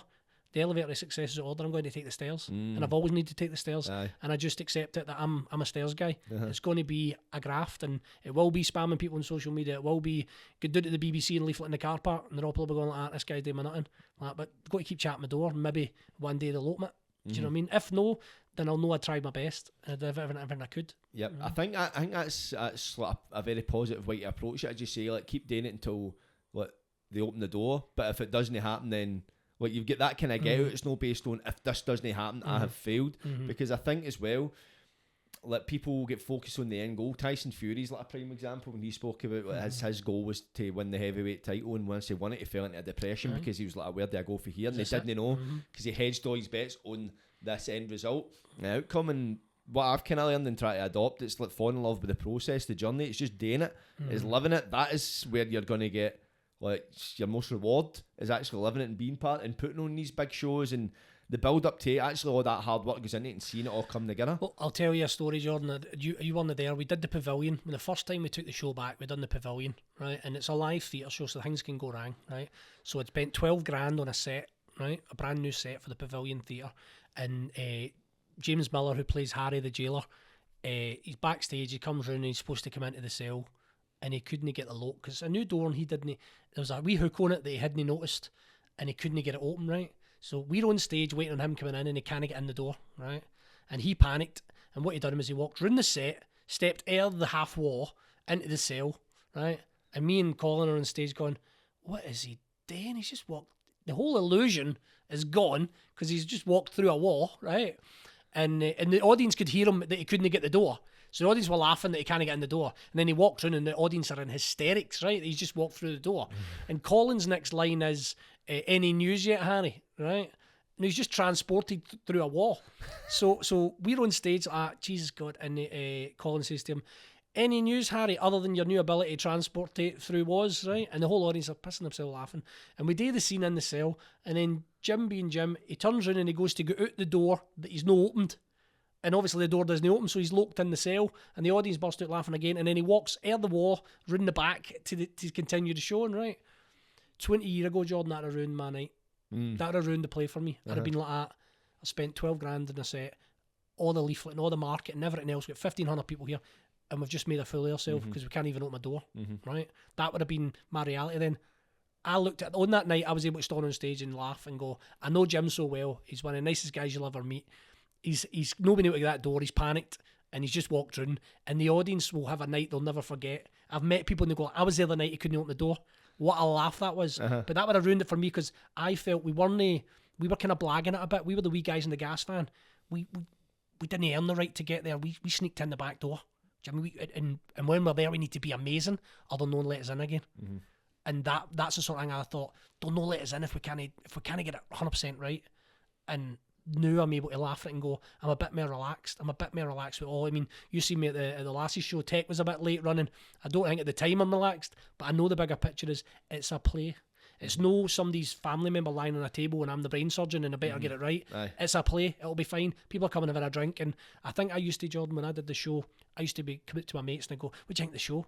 And they'd be like, "Aye, man, it's grand. Davey, you want another round?" I'm like, "I bet, like, did you really like the show? Like, what bits of the show did you like?" And they're like, "I liked all it, mate. It was great. Cheers. Are we going to the snooker hall?" And I'm like, You're like, "What do you mean you liked all it?" I was like, Be a bit more specific. I was like, every bit of it mattered to me. Every breath of it. Like, the fact the door opens at the right time, the fact that the rhythm of it's like a symphony to me. And the fact that they didn't even notice it, they're just going, "It was just a play, man. It was good. Enjoyed it." And I'm like, all the matrix in my head of everything being absolutely perfect, 9 times out of 10, it's wasted on there. They're just coming going like, "Had a couple of beers as the night after my work, was good, man. Enjoyed it." And I'm going like, "I know, but did you see when that happened? And it just perfectly, all the work we've done, like, aye, man, seemed to just did a good job. Like, well done." like the postman doesn't get applause for putting the letter through the letterbox. I know. Do you know what I mean? That sort of thing is like kind of, but that would have broke me before I went like, all that work and it didn't go exactly as I needed it to. Because you hear about people talk about perfectionism, and I listened to a audiobook about imposter syndrome, and it was saying perfectionism is actually like a symptom of imposter syndrome, one having to be perfect, and you become that it's kind of like self-will running riot, and it's trying, I want to control every possibility here, but sometimes they make, like as you say, like 20 years ago, you'd have been like, this is a fucking disaster. But then you're looking at it, like, some people remember the show just for that reason. And it's positive. It's not as if, like, what a fucking circus that was. Like, that was funny because you've made it into something. And the thing is, you can't write that stuff in. If you try to write that in, it wouldn't have worked. But the fact it's just happened spontaneously, and it's been able to roll the punches. And I've been on stages before where sounds cut out and all, that's a fucking joke, and I've ruined it for myself. But then, for instance, I was at a screening for my documentary in Dundee, right? And done a fair bit of promo for that. There's a lot of interest generated. We're on a good kind of run with it. And we walked in. I didn't really know what that. I knew it was getting held in a church, but I didn't realise it was actually in a church, like a full-scale church, like where the altar is. There was a screen. Brilliant. But obviously, and this is the first time they'd kind of put on like this type of event in the church, so the acoustics weren't great. So somebody was talking to the mic dead echoey, like this is hard to hear. And I think, see, they were putting on a projector for the laptop, so I think the cable, the connecting cable, there must have been some issue with it, because it was periodically it would cut out. And I remember people were going like that kind of, and my pal's missus, she was next to us kind of like as if, like, oh, this isn't going too well. And I was like, listen, it is what it is. You know what I mean? It happens as long as the kind of the general gist it gets across. I'm like, I can't control this. See, a few years ago, I'd have been like, this is a disaster. I would have pure ruined my night. But then I was like, it is what it is. And but then everybody got it. You know what I mean? And plus as well, when you're watching certain things, when you create something yourself, you know every piece. You're looking at a Da Vinci looks at his oil painting. He knows every stroke, every bit of colour he's put into it, even the bits that that operate under our awareness. You're aware of everything you've put into it. You're aware of the style of canvas you use. You're aware of the time, the effort, all the background stuff. And 99% of the thing that people don't see, they just see it for what it is. But sometimes as well, it's like, I think it's just being the sole creator. And as you say, you're the producer, director, and architect of the full show. You know everything, from the front of the stage to the lights to behind the stage. Everything has went into it, and a lot of it isn't picked up with the audience. But I think one thing I've realised over the years is I think I used to be, it's my vision, and if it's no my vision on the stage, then it's no right. Aye. And I think what I've realised over the years is you bring in other people, like we brought you in to do the Prisoners, right? So you're now adding your artistic creativity into it. I can't sit there and go, don't do that bit, Jordan. You're like, well, this is what I do, mate. This is my vision of bringing that into it. You're bringing the live musicians. You've got to give them an aspect of freedom, and as an artist to do their bit in it. Is that so? I suppose what I'm meaning is, if you sit down and write something, by the end it's on the stage, it'll not be what you wrote down. Aye. But there's 20 other artists that have had their put on. I'm sure when they wrote Outlander on the page, what ended up on the screen was different. Aye. Because the costume people come in and went, we found this amazing material. It's going to be green he's wearing rather than blue. Or it's going to be this. We've found this. We've decided that character's going to have long hair rather than short hair. All these things that you might not have thought when you wrote it. And the example that my first audition for Outlander was for a 6'5" giant Highlander called Angus, right? And I remember going down to London going, I'm no 6'5", I can't even grow a beard. What's the point in me being seen for this? And when I went to see the show, it was Stephen Walters that got it. Stephen Walters is 5'5" if he's lucky. And he's amazing as Angus. But he obviously went into that audition and he changed their minds. Whereas I went in and went like, I'm not the guy you're looking for. So I've now realised over the years, like, if you get that script through, you need to go like, I am the guy you're looking for. I'm going to create somebody that can do this job. And that's what I'm meaning about, it can be very different what ends up the final product. And I don't think I was doing that earlier on. Like Colin would say, Colin Little plays Tim. If the Coke bottle wasn't where it was supposed to be, I'm going, why is the Coke bottle not in the right place? There isn't a right place. It's just a Coke bottle going in the ground. It doesn't need to matter. Like, no, everything has to. The blanket doesn't need to be lying in the exact same place every night. Go different. But Colin had done a lot of amateur dramatics, so he had a lot of experience of things not going right. I didn't, and it would ruin my night. I'm going like, oh, that worked here 12 hours, and then the Coke bottle's not in the right place, or we've kicked the coffee cup there. Pure nightmare. Do you know what I mean? Like, one night the toilet pan broke, right, in the cell, so I need to store in the toilet pan, and this night it broke, and I didn't even acknowledge it. I just pretended it hadn't broke. That's not the right thing to do, because it's broke. You need to say, oh, gee, we've cracked the pan. Do you know what I mean? Or whatever. Like, but at the time I was going like, don't say a word, because that's not in the script. Like, that's no realistic then. Like, the door, Colin acknowledges that he's just teleported through a wall. You can't no say anything about that. You can't pretend that he's walked through the door. He's clearly stepped out of a wall and come into the world. So that stuff, I suppose, experience teaches you. That night you've got in the church where you're going, the acoustics isn't great or whatever else, and you've got enough to shrug it off and go, but this is one step on 1,000 steps. There'll be other nights where it goes great. I mean, don't worry too much about it, and I'll learn next time I'm in a church. Do you know what I mean? Like, I'll get better. I'll know the acoustics are going to be terrible in a church. Definitely. Really? And it's that way as well. It's like, see, when there was one instance I played at a festival and there was technical issues, right? And I kind of got a bit fucking hell on stage, but I just ended up getting on with it. But I did have a bit of a mono on stage, very professional on that part. And then after that, I was seething. I walked out, I hadn't ate that day as well, but I went and get something to eat. I sat in myself and I was like, all right, wait a minute. It was like, did they deliberately set out to cause me issues? No, they didn't. No. They want the sound to be as good as I want it to be. So it's nothing personal. These things just happen.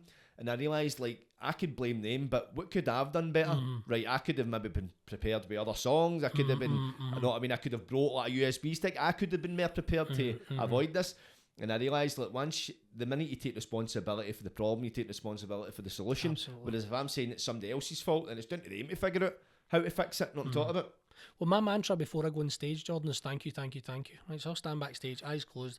Thank you, thank you, thank you, thank you, thank you, thank you. Right, what I'm saying thank you first, right? Thanks for getting me here at the pavilion in front of 1,500 people. Thanks for bringing the 1,500 people and with their hard-earned cash to come and see us. Thanks to all the staff here that have came along to make it all work. Thanks for everything that's going to go wrong on that stage, because I'll learn. So I'm grateful for it before it even happens, before the microphone breaks or he can't get through a door or whatever else. Thanks for that, because that's part of me growing, as opposed to going, please make it all work. Please make I don't mess up. I'm going, if I go out there and I mess up, I know I'll learn from it. Maybe it's because I've not done my preparation. Maybe it's because I've not thought of all the things. If something went, what would I do? Thank you. And then how may I serve the theatre, the staff that have gave up all night, the audience that have came to see it. How may I serve? And I think a wee bit of that is like, you know you're not a big football man, but you know who Lionel Messi is. Aye. He scores a great goal and he points to the seat there above and goes like, thank you to a higher power.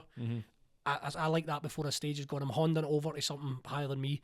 Look after me out there, because I know if I go out there as Scott Kylie's ego, you can fall and burn and embarrass yourself and stand there and go, what, mortified?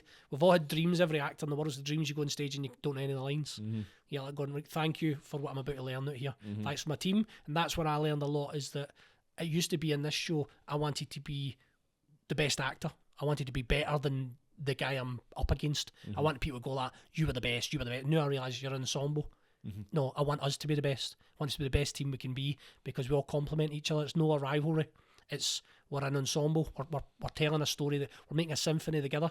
In a symphony, there's no one part of the orchestra is better than the other. They're all needed. They're all important, and they all work together. And at the same time, you don't realise it until you're on stage and something goes wrong and your team help you out, and you go, geez, at the start you were kind of, and I always remember I put up something on social media and I said I went to see the best show at Edinburgh Festival, and whatever the show was, and I remember seeing another actor, and I don't know if it was in response to me or no, but he said, you're at an arts festival, there isn't a best show, it's art.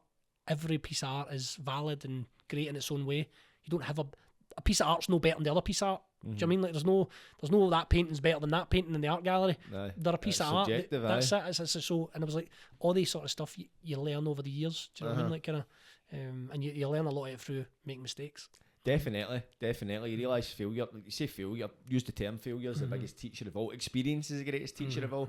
But I don't know what it is. It's where we get it in our head. I think it's for a young age that failure is like end of the road. You failed, you're useless, this and that. And you realise failure teaches you more than success ever will. I think success gives you confidence, but failure gives you experience and lessons as such. You talk about that's interesting. See, before I went onto the pavilion, so to me, I'm like first time really on a stage in front of a big crowd type thing, doing something I wasn't too sure how it was going to go down as such, and I was like, and I just finding myself in moments like, right, hand it over as well, like, right, God, take over. And then I says to myself, I kind of started breathing in, meditating and that, and I was like, listen, I'm not here by accident. I didn't fucking sneak onto this stage. Like, I'm here because I've been invited here to do something that somebody believes that I can do. Know what I mean? This is like a result of, and sometimes you need to kind of just remind yourself how you got there. Know what I mean? You've no snuck on through a fire escape, or nobody's doing somebody a favour, like, right, so-and-so owes us 50 quid, but I get them on the stage at pavilion. Like, somebody's put you on that stage because they believe in you, and that just, the kind of, I call it nerves. I don't even like, I feel as if that does it a disservice. I think it's how you identify it. And when you say nerves, I see it as excited energy, because it's, and I think it's because you care. You want everything to go well, and you want to play your part in it. So it's like it's no nerves like I'm scared. It's I want I don't want to mess it up for everybody. I want me to have done my homework and go out here and do a good job to be part of the ensemble. I don't want my part to go, I've messed up. But so it's no nerves, and I'm terrified to walk out in this audience. It's gone, I don't want to let everybody down that have worked so hard to get it here. Yep, do you know what I mean? Like, definitely. Plus, as well, is like for the likes of yourself, you've got a lot of people. You're feeling exactly part of that team, because it's not about me, it's about everybody else. Like, sorry, somebody's put me here, or I've put these people here. People are relying on me to a degree, and we can put that pressure on ourselves. But as I say, I think it's how you interpret it. As you say, be grateful and just remind yourself how you got there, man, and see if you're able to redirect that energy, man. It becomes powerful. No, I realised more recently, right, because I'm producing, right, so I'm in charge of the marketing, I'm in charge of driving the van, setting the setup, getting it all made, financing the whole thing. The last thing I think about is the character I'm playing.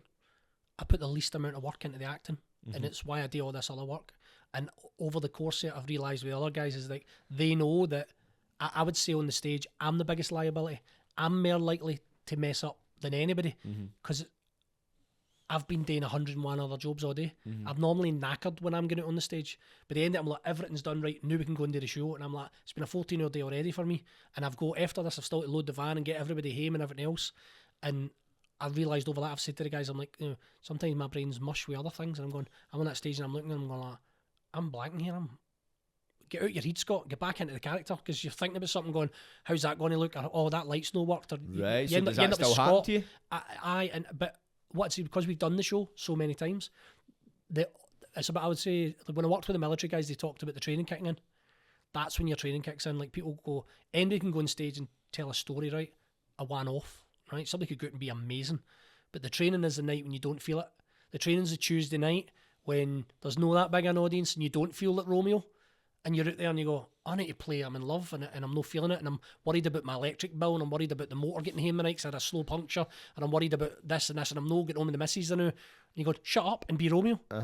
Then you need your training to kick in. And I think there's an aspect of, we've done the show so much, is that even our base layer is a really, really high standard, but I know how much I need the guys, and they know I've got a lot of other stuff on my mind rather than just this show. And that's the sad thing about it, is that I wish I had enough time to do the thing that, I remember when I first met Colin, he says, I couldn't do what you do. I couldn't do all the producing and everything else. Like, I just want to be an actor. I said, Colin, I want to be an actor that much. I'm willing to go and work extra jobs and finance a tour and take all the big risks and that, because I want to be an actor. I want to be an actor that much. But he wasn't seeing it that way. And I'm going, now he sees it, because he's like, geez, we're all here because you do all that stuff, Scott. He's like, we're getting a chance to play our dream, whether it be the Sydney Opera House or it be the Pavilion. We're getting a chance to be here because of all the other stuff you do. And I feel that they then look after me on that stage because they know you've got a lot on. Do you know what I mean? Like, kind of, and there's no been loads. There's some wee bits of something Colin said to me like, I seen in your eyes, you didn't know where you were. You had to spoon feed me a line.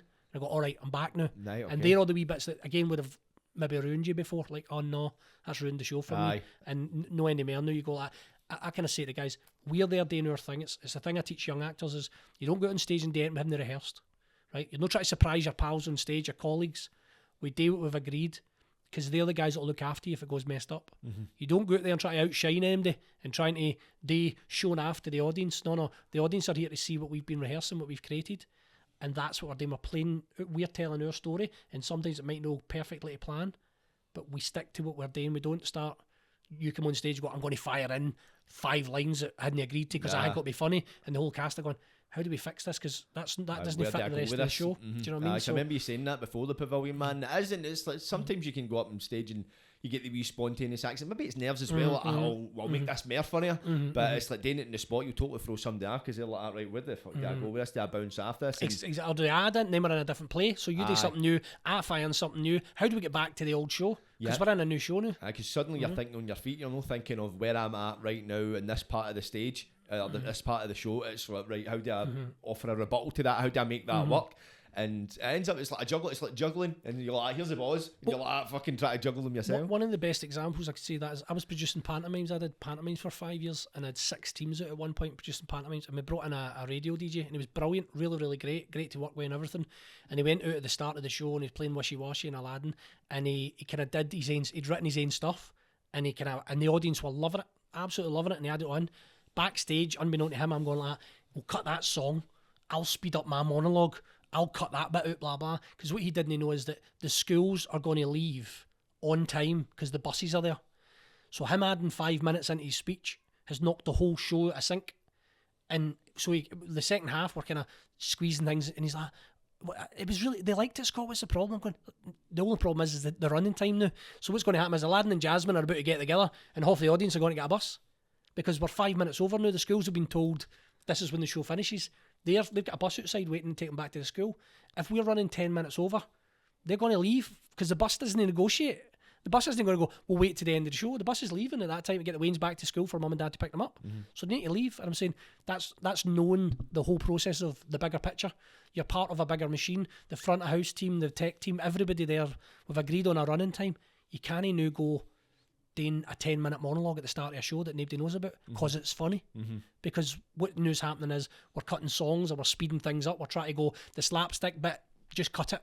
We'll just move on quickly because we've got 10 minutes to shave. You're having to compensate for that. And it wasn't doing anything. Well, it was entertaining. It was great. He just didn't know the impact it had on the rest of the show. Aye. Do you know what I mean? That was just because that wasn't his world. He wasn't for the theatre world. You just kind of caught up in the individual performance rather than the bigger picture. I'll be going, I think that'll be funny. I can add in this. I'll talk to the kids in the front row and I'll slag mommy and daddy and they'll like it. Like, cool. But you've now knocked the whole show out of sync because I was backstage going, when's he going to finish?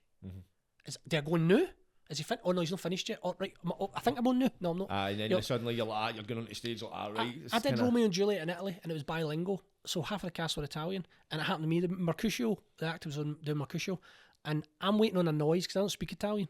So my cue really has the noise. He normally goes da da da da and there, right? And I'm going right. So I'm waiting for there. That's my cue, right?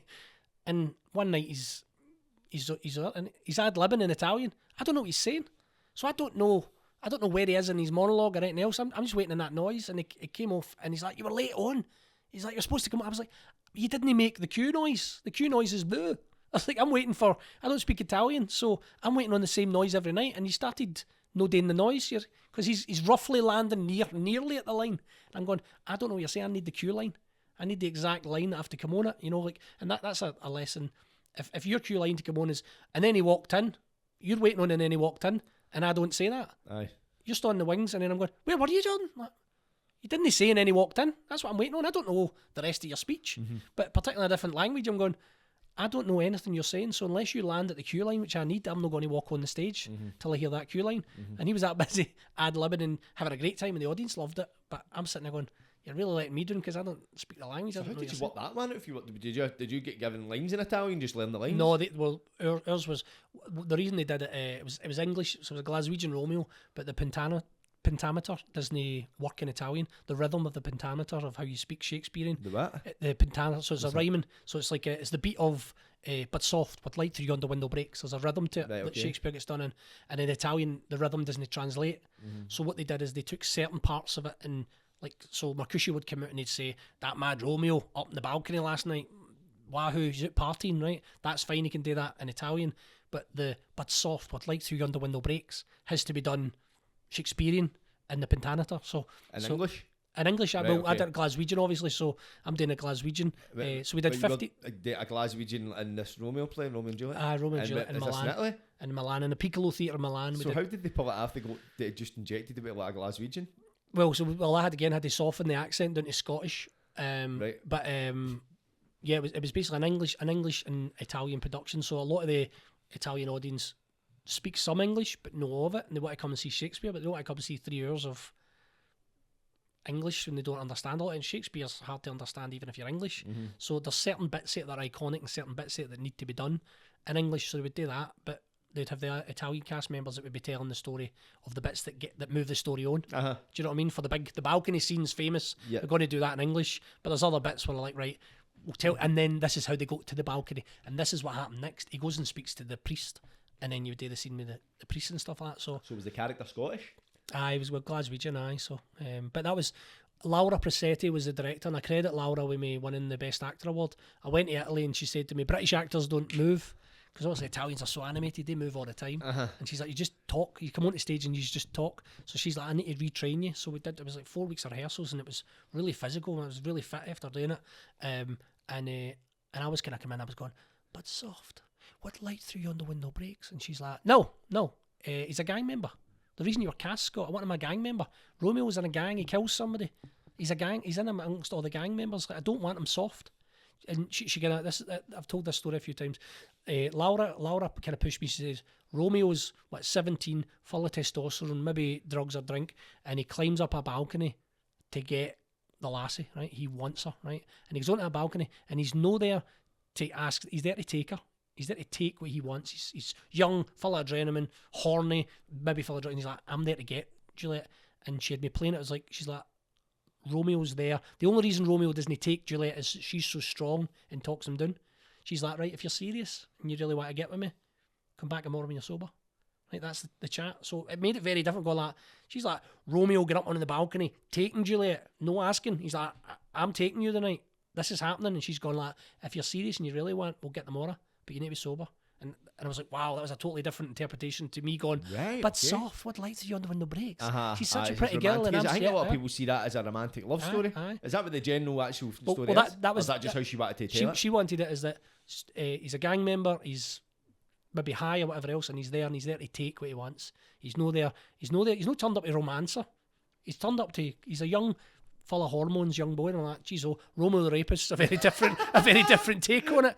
But to be honest, Lorna Craig, you know, Lorna had done Juliet before, and she was really, really strong.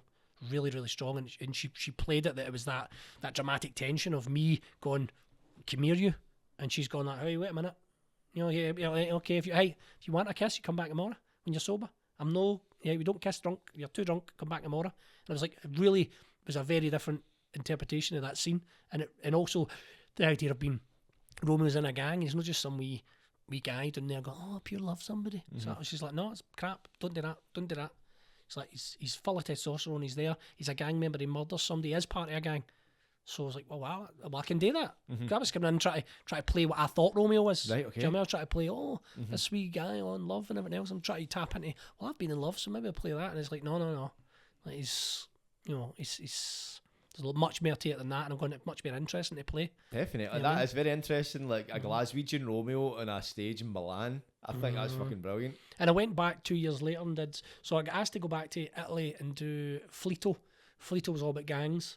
And it was Paddy Caneen that wrote it, and he wrote it in Shakespearean, so it was phenomenal. And the same again, they were bringing in a lot of schools, kind of because it was gang culture in Italy, and we went over and we did Fleeto, and I say it was all about Glasgow gangs and stuff like that, but it was done in English again, but it was the pentameter, so they were trying to get the rhythm of Shakespeare in it for the kids to learn that as part of their drama. Do you know what I mean? Okay. Kind of, so, but that was the best training I've ever done. Absolutely loved going to Italy, and it was all physical stuff and a lot more passion in the body getting moved, and a lot of that now I use it in Billy and Tim. And to say I came back 2010, went to Edinburgh Festival and won the stage best actor, and I literally put it down to working with Laura in Italy. I was like, she taught me so much, and pushed me and all. Laura's really good. She pushed you to do more, and I was used to that with football coaches. Run up a hill, do another 2 laps, push you for more. And kind of we live sometimes in a society now where sometimes we don't push people because they go, oh well, I'm feeling pressured, or I'm not feeling I want to do that. Like, I was the sort of kid at football, I was like, I liked a coach like Alex Ferguson, give you the hairdryer treatment. That would spur me on to prove him wrong and do something. Nowadays I think Alex Ferguson would get cancelled. Oh, definitely. He wouldn't be allowed to be. David Beckham. So, see, that's the thing as well, and it's being pushed, because sometimes that's what people need to do to get the most potential, and a lot of the time pushing yourself, it's like go to the gym and work out yourself. It's harder to push yourself, and if somebody's there like, I get another rep in, you can do it. And sometimes you can do it yourself, but the days you're not feeling it, like, no, I'll finish the wee 10-minute early, but it's raining outside, all that stuff. But sometimes if you've got somebody there kind of spurring you on. Well, Tiger Woods has got a coach. You know what I mean? The greatest tennis players in the world have all got coaches. Why have they got coaches? You know what I mean? Who's going to teach Djokovic something? But he's got a coach. Because they can see something, they can push them on and go like, look, I'm watching this. You need to, because you can get lazy yourself, go like, well, I'm the best in the world, so I'll finish early today. Aye, and that's exactly it. Because sometimes, see, when I'm creating stuff, I can think, this is brilliant, I'm at another level with this, and then somebody will like, well, you could have done this better, and I'm like, what? What do you mean I could have done it? And then, but once the initial kind of shock to the ego happens, and you're like, wait a minute, they have got a point, and now you see it.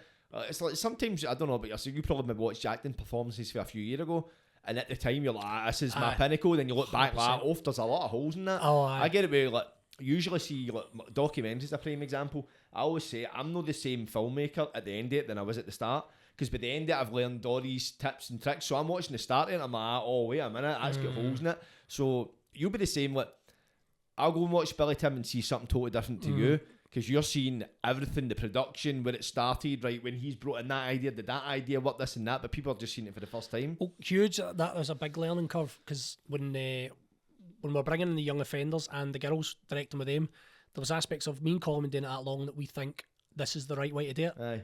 And it's no, it's just the way we do it. Right? It works for us. So we were in, like, the girls were coming in and they were doing things really different, and it all worked. There's bits that going, that works because it's 3 women. That's better when it's 3 mothers talking about the sick kid. Right. Hits you harder than it is the 3 dads, right? So, but at the same time, there's stuff where the young offenders were doing. I'm going like, that's better than I did. I'm like, I'm going to pinch that. That'll get. And at the same time, they're watching us and going, oh, how you do that's amazing.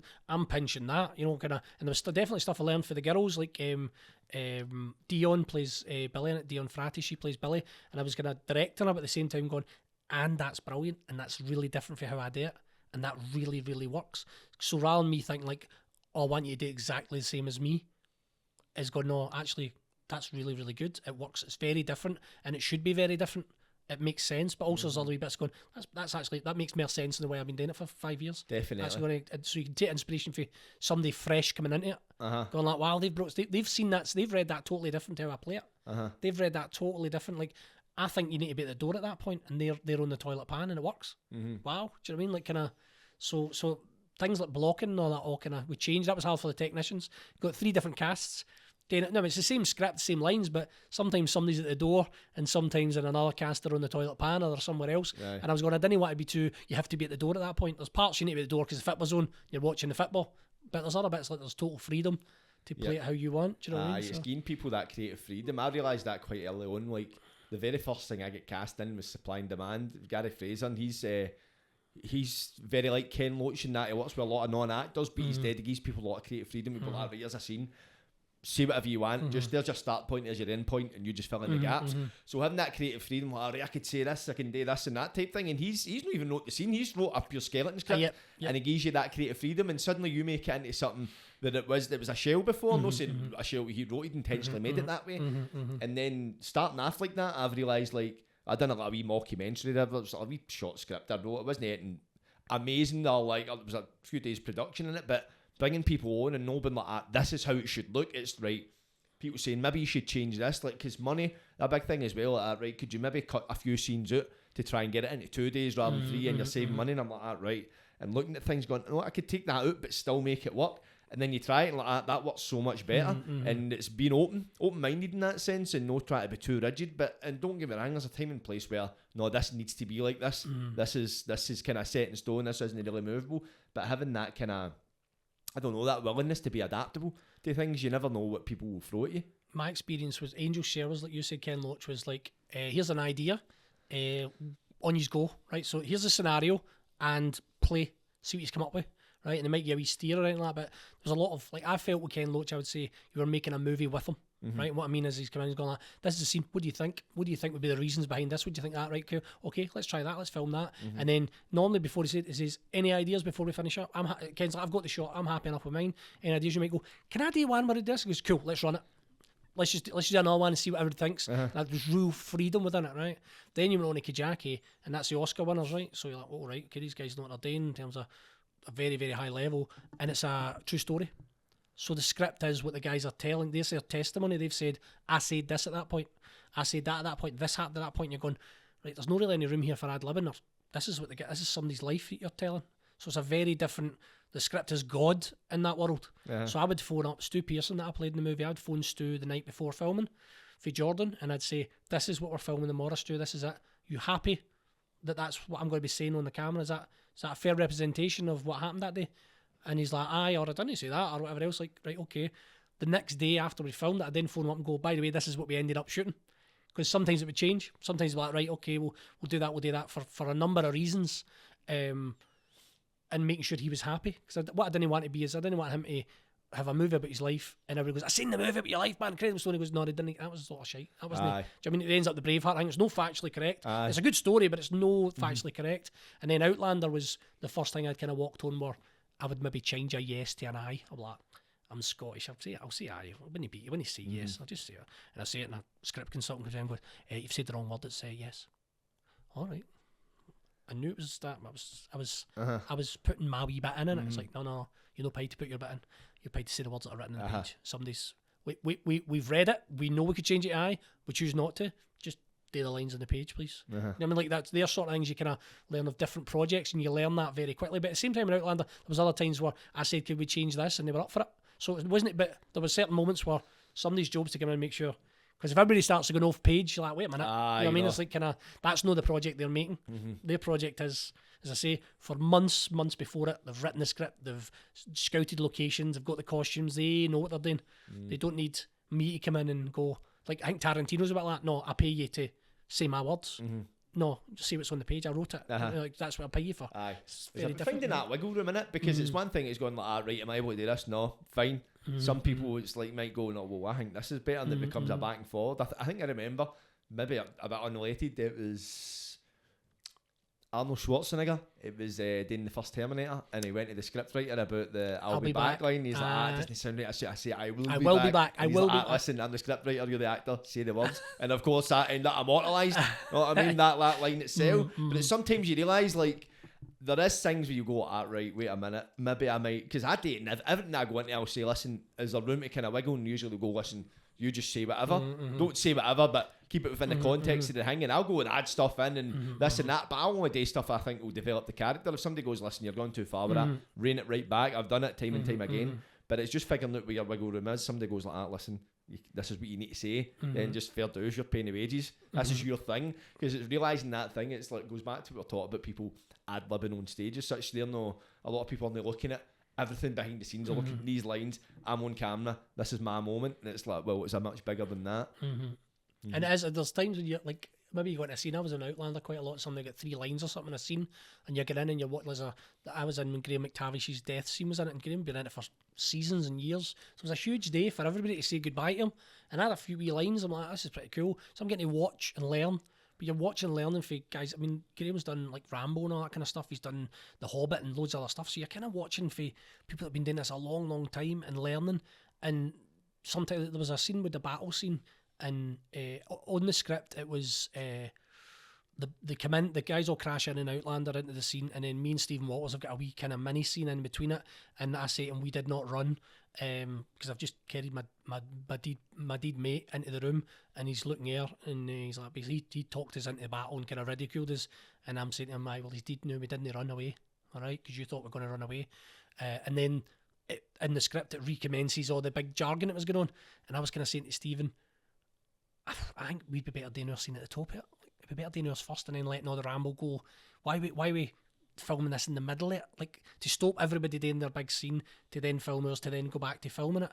And I says, do you think you should say it? And he's like, I'm alright with it. He's like, if you want to say it, I was like, alright. Now I went up to Philip John was the director, and I said, Philip, is there any chance me and Stephen could do our bit first?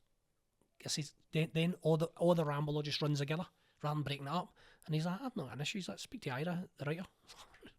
Getting deeper into this. I was waiting to Ira. I was like, Ira, and he's like, speak to John. And I said, John says it's alright. He said, you speak to Stephen, the actor. I says, I did too. He's like, let's do it. And then they shouted, guys, we're going to do this, the middle scene first.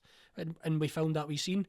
And then what it meant was the rest of the day was spent all on for the big bit of the scene. And what I knew is in post they can edit that any way they want. They can put it in the middle again if they want. It's just practically on the day for the vibe of the set and what we're trying to do. It was better to get that out of the way. It was a wee kind of middle scene that was like, just because the script was that way, they were going to film it in the middle. Chronologically. And I was like, that kind of worked. And Stephen said to me after, he's like, that was the right decision. He's like, and well done for having the balls to say it. And I was like, but it was only because I thought for the whole day it makes sense for everyone. It's no me going, this will make my bit easier. It wasn't a me request, it was a we request. I think that works for everyone. It gives the guys the chance to continue right into the other scene, as opposed to they're going to do half a scene, then they need to wait for us to do it, and then they do the other half of the scene. Just run it together. But some of that energy. I knew they could. Exactly to read. And I had that one day, Jordan. I had a scene where I have to wick a guy off a horse and murder him because he's shot my mate. Right. So you arrive on set that day, and I was told you were on set. I said, don't know, 9 o'clock that morning. So I'm in the trailer and I've got my tears going and all that, and I'm in the zone, right, waiting for them to come and get me. I'm really charged up, like, my mate's died, I'm in a battle and I'm shitting myself, and I grab this guy and I murder him, right, so I'm trying to get myself in that state. And then the wee lassie chaps the door and she's like, they've moved your scene an hour later, so you just chill for an hour. I'm like, right, cool. I'm like, I'm not getting out of this zone, I'm going to stay in this zone. So keep it in the zone. Back there again. Scotland, they've moved it to after lunch now, right? So we'll bring you a lunch, and I'm like, right, I don't want to let this go. I'll try and keep in the zone, right? The last shot of the day ended up being you're the last shot of the joking, day, man. and I've been trying to keep that all day in the trailer, kind of ready to go into the set. So going to the set, and my big moment is that to hook the guy off the horse. And I'm like, the guys, I have to hook him off the horse. I'm like, I'm worried I'll hurt the guy. And they're like, so he's a stunt guy, but they were like, right, we'll get a stunt guy to bring. So what they do is somebody else pulls him off the horse, and I jump on him and I murder him, right? So I'm like, right, and the blood spatters all over my face now, right? Amazing scene, this battle scene, in a big tent full of smog. So I do that, and the blood pellet fires him. The camera's right there, and they fire this pellet in my face, and my whole face is covered in blood. And I'm knackered, absolutely knackered. And they go, and cut, and that's a wrap, right? Which means everybody's done for the day. They've all been filming for 14 hours, so that everybody's starting to move quickly to get on. And I'm going, I thought we'd maybe do it 3 or 4 times, right? And that, obviously I've ran out of time. And the director's going, I've got what I needed in the one shot. But I was still in the zone of, I murdered somebody. The guy underneath was like, can you get off, mate? Everybody's a way to get rolling sausage and do other stuff like that. I was kind of I'd charged myself up all day to get myself into this state. And sometimes an actor is like, obviously your mind knows it, but you're tricking the body. You're tricking the body into that situation, so your body's believing it and feeling it. Do you know what I mean? So there's a wee bit of sometimes you need to decompress after a scene. Do you know what I mean? Like, and I was like, I'll be back to the trailer, and I was like, right, we're all going home. And I'm kind of going, I need to get this out of my body. This is my body's lived that. My body has lived that I've just murdered somebody. Like, that's, my eyes have seen it, although it's no real, but I've kind of seen it and lived it. Like, that's, I need to try and get that out the body before getting home to the missus.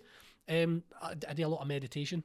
So Did you have to meditate after in that? the trailer, just breathing and stuff like that, and also just gradual time coming out of it, and then you get fapped in the back of a motor and you're getting driven home. Do you know what I mean? But you get in that night and that, and missus like, you want tomato sauce, you want brown sauce, you're like, I was in the 1700s there, man. Just hooked a guy off a horse and murdered somebody. Like, it's crazy. It's kind of weird, although it's pretend, but it's so real and all. Like, the horses are there, the smells there, the freezing cold, the smog. I mean, your eyes have. You've been time travelled. Yep. I've done something very similar. Obviously, I'm nowhere near you in the kind of levels or stages of acting, but I kind of was like, I just love getting my teeth into a role. So there was this role I was playing a drug dealer, and I was giving my backstory, just myself, nothing to do with the performance, just to how I can tap into the character, giving like a wee anchor, a wee crucifix story behind it, and all that thing, just so I can tap into it. And then say I was going to do the scene, I was getting ready in the morning, I was getting ready as if I'm this character, I'm a fucking drug dealer, I'm no Hawaii, none of that shit. I'm this drug dealer, and I'm going to go, mate, I couldn't owes me money. And I was driving through the Clyde Tunnel and that, as if like, right, as if I was in this world. Went and done it, and then done the scene, that type thing, and people were all like cut, and then they all talk normal again. And I'm like, I'm still in camp, this fucking stone cold drug dealer. And the next day, we had another scene today, and I had to pick one of the other actors up. So I've picked her up, and I've got this fucking character hanging on, and she's talking to me normal, and I'm kind of like that, as if I'm trying to talk to her, but I'm breaking out the character and trying to break back into it, and I was like, man, it was fucking draining. And I remember saying to somebody like that, listen, just wait till you're about to fucking, the camera's about to start rolling, then do it, enjoy yourself, don't take it too seriously. But that's what I love about acting, right? I realised it just quite recently, like, it's the only time in my life when I'm acting in a role that I'm not thinking about my problems, my pressures, my anxieties, I'm thinking about somebody else's. And it just takes me out of myself. It goes back to it being a bit of therapy. I try and say in my house, whether it's with the kids or Karen, I'm saying the drama in my life now is on stage or on screen. I don't want drama in the house. I get to go out and I've got to play a soldier, and I've got to be in the desert, and thank God it wasn't for real that my leg had been blown off. But I lay there, and there was some really inspiring speeches that the guys had said when one of the guys was dying. And I'm lying there greeting, going, geez, imagine this was for real, man. This is genuinely me, Scott, because I wasn't even in the scene anywhere. I'd been blew up and I was just lying, and I'm going, this is heartbreaking. Jesus Christ, man! Like, it's an amazing moment to be like Stu that I played. They said it was 99.9% accurate. He's like, other than you being there, that was amazing. It was like watching the real thing. And I'm going, then we've experienced it 99.9% of what you went through. And I'm going, but thank God I'd go to jump on a plane after it and come home and I had my leg. Aye. And I didn't need to deal with what Stu's had to deal with and go through it. And you know, the boy that played the boy that passed away, I'm at the BAFTAs with him and having a great night. You know what I mean? It's no, I've not got that. So there's an aspect that you're right in terms of it can be therapeutic. I think that's why it's great with recovery groups and all that stuff, is that they get to go in and play characters and play roles that maybe they've experienced or they haven't as well. So I think that, and I think you're right as well. The method acting a wee bit is that you're trying to make sure that you every breath it's true. So if you've lived it all mornings, you saying you've got a story with the crucifix, and in the scene if you go, I'm going to kiss that crucifix, because you've got a whole backstory, so it means something to you. It's not just a nothing move. Everything's there, but the reality, as you say, is when you've, and I don't think there's anything wrong with it at all. I think once you get a stage, a bit like me, I don't need to. I used to meditate for an hour before going on the stage. Did you? Lie backstage, meditating for an hour. Thank you. How may I serve? Make me an instrument of you. Make me an instrument of you, right? For an hour, because I was terrified. As an aspect now, I can go into a corner and just take a couple of beats, and I'm ready to go. But that's like, it's a muscle. You've been practicing for long enough. And the same way you're acting, is like you get a stage where you know you've got it in the locker. You can tap into it. Whereas if you're not too sure, you just say, like, I'm going to comb my hair in the morning as. I mean, I went to the Football's Billy. I went to an Old Firm game as my character. Do you know what I mean? As Billy. I was like, I wanted to go, what would they be feeling as you're on the subway and everything else? And I met some of the boys that I'd based the character on in the subway. It's incredible. I based Billy on 3 brothers and the 3 levels of sectarianism, you know, for mild to extreme. And I went as Billy and I'm doing the subway, scenic subway, and 2 of the brothers are twins. And one of the boys comes in, he's the mildest. I'm like, how you doing, buddy? And all that. I was like, alright, is that, you got the game? I was like, aye, that's my first ever Old Firm game. Like, it's kind of, not telling him I'm going as Billy, but I'm like, this is my first ever Old Firm game. And I'm like, where's your brother? Because they're never apart, they're twins. And he's like, oh, he's up the stair being sick. I was like, alright. It's like, geez, again, I'm getting all this stuff. I'm going, right, build all that in. A whitey before the game, not right, cool. And then, and I'm like, there's 3 of them. I'm like, so where's the older brother? He's like, oh, he's upstairs. The police, he was drinking the street. The police have got him upstairs. I'm like, Jesus. So between the 3 of them, do you know what I mean? And then they all end up doing in the subway, and I'm standing on the subway, shoulder to shoulder, with 3 guys that I've based the character on. And they're like, talking about Angel's Share and all that kind of stuff, going, oh, you ever play me in a movie and all that? And I'm going, you don't know that you're already in this play. You're already in this play, chatting about it. And I'm like, where are you sitting and all that stuff? And talking where we're sitting and all that kind of stuff. And we bounce off the train, we pissing up lanes and all that stuff. And I'm like, this is all gold for me living. I've gone, right, that's what I'll be doing. That's my character. I'll be doing that, pissing up a lane and getting pulled off the police. No, it'll be a huge, big, you know, thing. And I knew if you growing up the different levels of the sectarian singing and what they believed in, and you know, all that. So I'm like, because that there's different levels of the sectarianism in the show. You know, there's a roller coaster. So I was like, how do you play the really extreme bits, truthful, and be mild at other bits where you kind of come round and go, I get it, I should maybe sing that. How do you find the truth in that if you've been singing it?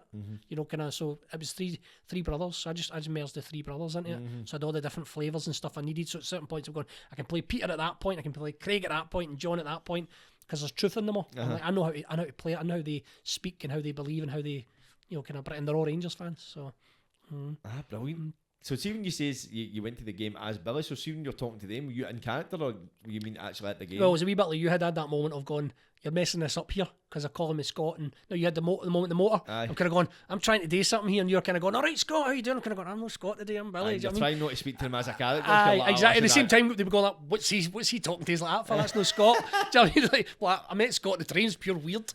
so I was trying to kind of do my research, do this, and actually kind of as well give them the fear of going, what the hell's happened to him? He's half, he's not. Aye. You know what I mean? Did it why work, you mirroring our behaviour? Why you mirroring our behaviour? Did it serve the performance but in the end up? I think it was a worthwhile process, and I think there's an aspect that because you've got to find the truth in it. So you've got to find how do you, and sometimes the best thing is to find somebody. You go, right, that's the part I'm playing. Like I've done that. Like somebody go people watching. You're in the tune going like I remember at college I was playing they asked you to go and watch somebody and bring a character into college, and I seen a guy and he had a wee trolley. He was a wee old guy with a bonnet and he had a trolley, and I always never seen what was in the trolley. And I always thought it could be anything in that trolley. And I played this part, and I took him in and I gave him a wee voice. It was a Billy Connolly voice I stole, and it was like, excuse me. I gave him I never heard him talk, but just gave him this wee. So I had these wee bonnet and everything else, and we were doing a park scene where the characters were meeting a park, and my wee guy came along, and he's excuse me, and he wheeled these wee trolleys in, and then I was like, right, I'm going to have a mine of amazing stuff in this trolley. So I'd open it up and all that, pick out, you know, a snowball. I was eating a snowball on the park bench, but I think nobody's getting a bit of this snowball. All these wee bits that I added in, but it was based on somebody I'd seen. Do you know what I mean? Like he's eat sneaky wee packet of crisps or something like that. Like nobody else would put some back in when somebody comes. So only eats when nobody's there. When somebody comes and sits on the bench, everything goes back in the just wee things. But it was based on a real person, and done that loads. You find something like all the gang stuff was all based on boys I grew up with. Do you know what I mean? Like the swagger in Angel's Share. The boy that's based on, we used to make a joke as if he looks like he's got a parrot in his shoulder. He's always looking at his shoulder. Big swagger and the look at the shoulder all the time as if I'm watching. So like all that stuff. I go and I've met him before and I say that walk's yours. Do you know what I mean? Certain bits. You tell him that? I was just laughing his head off. That's brilliant, man. I know it's there's endless content running about. Like everywhere you look, even just like in buildings as such, and like newspaper articles as such. See if you're kind of it's being present in the moment. Sometimes you can get bogged down. You miss it all for all the noise. Know what I mean? Once you kind of like turn down the noise a wee bit and just look around about, you're like inspirations everywhere. Aye, 100%, and for different reasons, as you say, for characters, but also for stories. I mean, like this, you see certain things, you go, that's a great story. I mean, you can incorporate that into a play or a movie or something. You were saying about doing a bit of writing. Like you're sitting down and watching stuff and going, that's... Aye. You know what I mean? That's inspiration all around about you, man. So the next step is the I Write Festival. Aye, we're doing the I Write Festival, and is it 14th of November? I think so. Aye, 14th of November. Glad Wanny's not. Aye, 14th of November. It's the Royal Concert Hall. Good fancy stuff, man. Do people get tickets for that? What's the deal? I know that you can go to my website and get tickets, or the Royal Concert Hall, or the I Write Festival website. So basically, it's a kind of Q&A about the book. Do you know what I mean? So I'll be focused probably today. We've chatted a wide range of stuff. That'll probably be more predominantly on the stories for the book that we'll chat about. So, but aye, that's dead exciting, and it's another unintended consequence of starting a project. Wrote the book. Never thought for a minute I'd be doing the I Write Festival, and never thought for a minute when I seen your clip on TikTok going, I'll get him in to do the Billy Tim, that you'd be interviewing us at the Royal Concert Hall. Crazy how life works. Aye, kind of really mad. So how did you end up involved in the I Write Festival? That was through the publisher. So Right, okay. the publisher of the book, how I know them is they published the Billy Tim show 20 years ago. So I've known of them for 20 years, and obviously I was like, look, I wrote a book, sent them it, and they went, aye, this is good enough to publish, which was really nice and all. Because loads of people self-publish and all that, and there's nothing wrong with that. It's a great way of doing it as well. But a wee bit of me was kind of, I wanted a publisher, which means you need to give somebody else some money. Yeah. That's the nature of it. But again, going back to what you're doing it for, I was like, I want it done. I want to have it published properly. I want it to be in bookshops.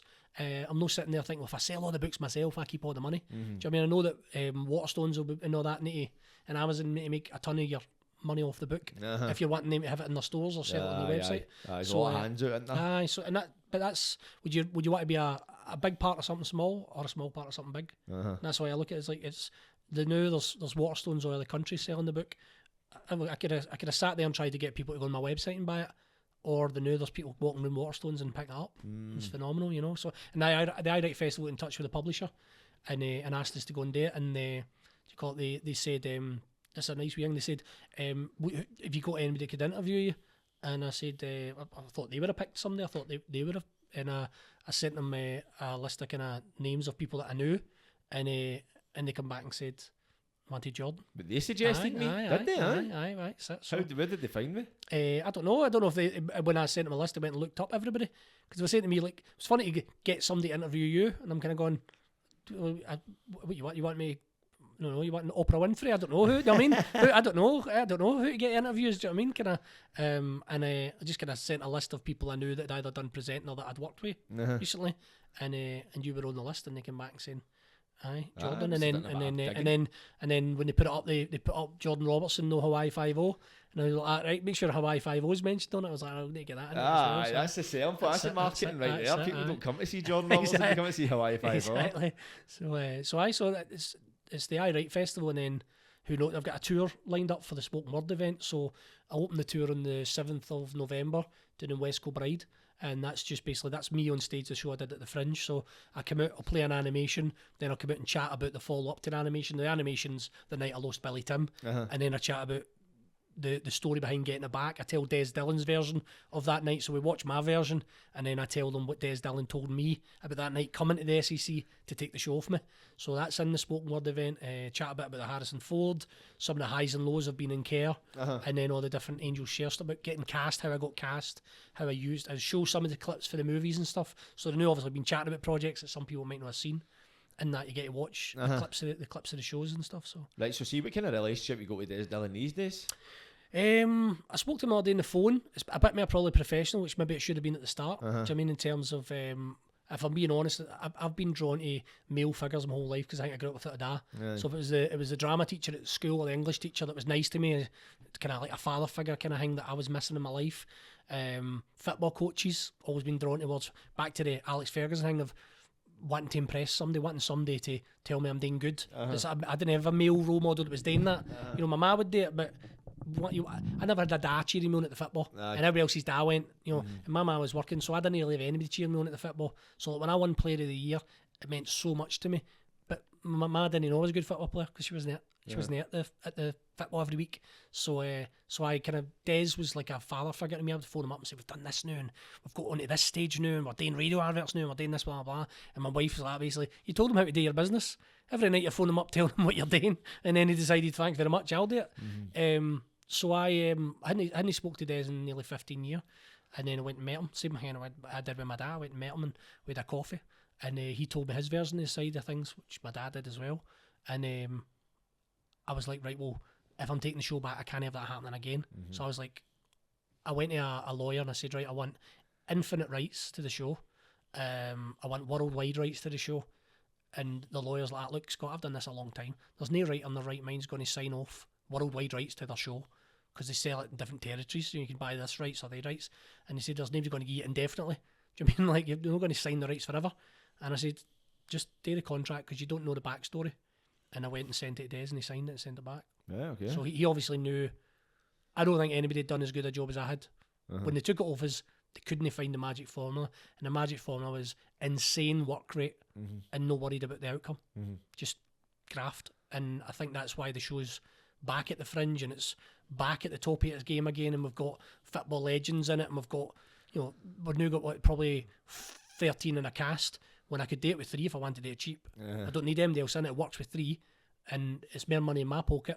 But I want the show to be better. Do you know what I mean? 20 years later, I don't want you to come and see the same show you seen 20 years ago. Yeah. Do I want it to be better? You're just recycling an old Do you know product. what I mean? So there's a professional there. Like I spoke to Des the other day about a couple of things. There's some exciting things in the pipeline for the show that I can't talk about. But I had a chat with him the other day, and it's professional. And I can't hold a grudge. It was my fault. I should have signed up the rights. I mean, that's the wee bit is he taught me a big business lesson, and I teach the kids. You point this way in life. You don't say I'm nowhere I'm more because of him, her, or anybody else. You take responsibility and accountability. I didn't get lawyers in. I didn't get a contract signed up. So I get taught a big business lesson is that you want to have a show, you need to get the rights tied up. So, and I've used that in every other job I've had since then.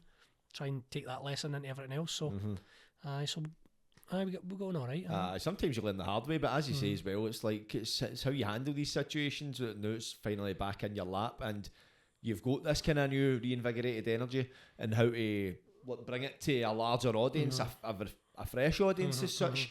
And I've went away for the show and done a lot of growing up and all as a person, Jordan. You mentioned that and all. You look back and things. I look back at the 2009 YouTube clips and I go, we're better than that now, man. We're so much better than that. But at the time, we thought we were great. Do you know what I mean? Thought we were absolutely brilliant. Won awards and all that. I thought we were great. I mean, we were good, but we're even better now because there's so much more flavour in the characters and so much more in them because there's so much more in us. Life experience. It's probably just fucking dined out on Billy and Tim if it never got taken away from you, as you say, is in that way you probably wouldn't have went and lived life and discovered your passion for foster care and having all these other different experiences such, and you might have got to a point where like, you know what, this is went stale for me and I need to go and do something else. You've had that wee break in between. And that's it. When I wanted to be 20-year-old, get a play and I'm 50 and I'm still doing it. Do you know what I mean? But it's nice to come back. This is the 20-year anniversary. It's nice to do that. And as I said, there'll definitely be ones that we won't want to gear up. The old guys will want to do the Opera House and all that. But the idea is that the young guys take over and it's their chance to go and have all the experiences we've already had. Do you know what I mean? And we look for other stuff, other opportunities for us all. Is there a kind of, I don't know, a kind of end date for you with the Billy Tim? I probably would have said it would have been like the Pavilion's a big one. This is the 20-year anniversary and we were doing it for the 20-year anniversary. But because the Opera House is in the diary for 2027, that'll still be there. And to be honest with the young boys, although they're doing a great job, they're really, really good for 15 years old. The Pavilion audience on a Saturday night, you need a certain degree of experience to manage it. Do you know what I mean? It's a big, big audience. They've all been drinking and they're all passionate about the show. And you need to make sure you understand every line of it and the importance of it and how if you do something that you don't mean to, you can end up starting a sing-song or you can start something you didn't mean to start. So the young boys have done the Fringe. The Fringe is like a friendly audience. I mean, that's the artistic community coming down and they're all very friendly and supportive. The next big one is Airdrie. and they're ready for it now.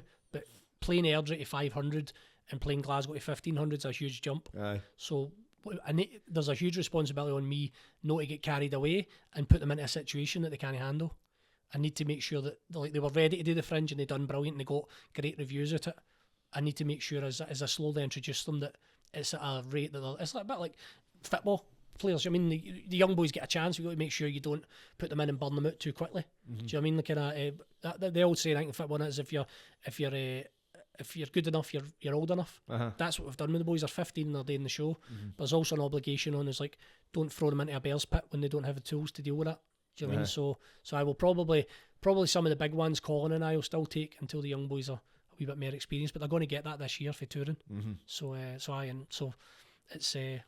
it's getting closer, the retirement. The football boots in the top are getting closer, getting hung up. But there's maybe a few. Say if we get a New York gig or a Sydney gig, I think it'll be the old boys that get to go and do that. And we'll let the young boys come and do stuff. Of course. So see, apart from Billy Tim, what is in terms of the acting stuff? Is that still an ongoing process? Have you kind of got an end date for that? Well, shoot. I mean, I always say to people, like, I've met actors early years that I started out with, and they say I'm not doing it anymore, and and I'm saying, look, actors don't retire, right? The industry, they stop phoning. The phone stops ringing, and it's horrible when it happens because if Spielberg phones were all available, right? Don't care who you are. If the phone goes and go like that, you've not been doing it for a few years. You fancy doing the new Spielberg movie? Aye, just been killing time till your phones, right? We're all available. So with me, to me, it was never about acting. It was about improving my life opportunities. And the book's the big thing for me now. I want to tour the book. I've got the spoken word event, and I'm starting work on a stage version of my life. So I want a theatre show that can tour the world with my story. And to be honest, like, Billy Tim will do what it does, and I think there's opportunity for movies in the future for Billy Tim or a TV show or whatever. But I genuinely think the book story of finding the play, building the play, losing the play, getting the play back, and everything in between that we spoke about would be a better movie. Do you know what I mean? I'm want to focus on my own story rather than somebody else's, because ultimately when you've got somebody else's story, there's always a chance of getting taken off you. Do you know what I mean? Or whatever else. So you're building something for somebody else. I want to build my own story. And I think, as I said to you before we started this, I said if somebody offered me 10 years in a big Netflix TV show on incredible money, or 10 years doing my book tour on incredible money, I'd take the book tour. Really? Aye, because I think there's more in it in terms of hopefully you can inspire people the way I was inspired. Yeah, Billy definitely. Tim came about because I was listening to self-help books and all that stuff. And that's what my book is. It's kind of an inspiring story that hopefully maybe inspire people to try and improve their life the way I've managed to improve mine, because I didn't start out with, kind of the silver spoon. It was very difficult, and had to work and graft my way out of poverty. And there's still always feel you're never that far away from it. Do you know what I mean? It's always in the back of your mind, probably why you work so hard, because you're going, like, kind of, I've got something to do, but I could easily lose it. So you keep grafting. Do you know what I mean? So that's what you can do, man. innit? And as you see, you've got part of your DNA. I don't think you could ever really hang the books up and then I think you're the type of person, if you were to like put all the rest of it in the past, the Billy Tim, and obviously take that where it goes, I think you're one of the people who just always needs to be like motivated and focused in something as well. But like if the young boys were touring for a year, I would be turning up at the venue and punting my book. I mean, I'd be like, I'd turn up and go, I'm the producer of the show, I found the play 20 years ago in a library, these are the young boys doing it, the story of the plays on the book, please buy it at the shows, you know. So and genuinely that was one of the big reasons for taking it back. I was like, it wasn't just because loads of people said to me, don't, like, and one of the chapters in it is saying you should never go back, you should never, like, Billy Tim's my first love, and sometimes they say you should never go back. And I was like, but this was a bigger project. It was not just Billy Tim, it was my book, it was my story, my journey. And you're back being the award-winning producer of the biggest show in Scotland, and you've got a book, as opposed to just being a guy that used to do some stuff and who's got a book. Does that make sense? No, definitely, 100%, man. I think it all comes at the time it's meant to come. It's for you, will only go by you. Had you not been doing the book, you might have passed up on it, but you never know where the opportunity might take you. It might be the fact that you were doing the book is the thing that leads you to Sydney. Well, I wouldn't have met you when we were doing the I Write Festival. I didn't take the playback. This? Yeah, I wouldn't have been this. It's funny how life materialises, man. But mate, it's been a great chat, man. I really enjoyed it, man. I feel as if we could go on forever, but I think we could maybe call it there and save the rest for the I Write Festival. If you want to tell the camera the dates for the Billy Tim and the I Write Festival, people can get tickets. So Billy and Tim is on at the Pavilion on the 24th and the 25th of October. There's still a few tickets left. We've got Charlie Miller, Simon Donnelly, Rob McLean and David Tanner in that. as long as the original award-winning cast. We're also doing the I Write Festival, where Hawaii 5-0, aka Jordan Robertson, is on stage interviewing me all about the book. So we're sharing stories on that. We'll hopefully have some animation on the screen as well. And that's on the 14th of November. And you get tickets for all those things on www.scottkyle.co.uk. And your book, where do people get your book? Same again on the website, or any good Waterstones store that's nearby you. They've all been signed in the Waterstones stores as well. So I've been getting around in the rain on my motorbike signing them. So they're all there for you signed. Brilliant, fantastic. I'll attach the links below, people, and obviously any links you want to go and follow Scott and give him a message of that, man. But been a pleasure having you, mate, and looking Thanks. forward to the end of the month come see us. I'm not a Billy, he's a Tim at the Pavilion. Like, subscribe, don't get wide. Catches.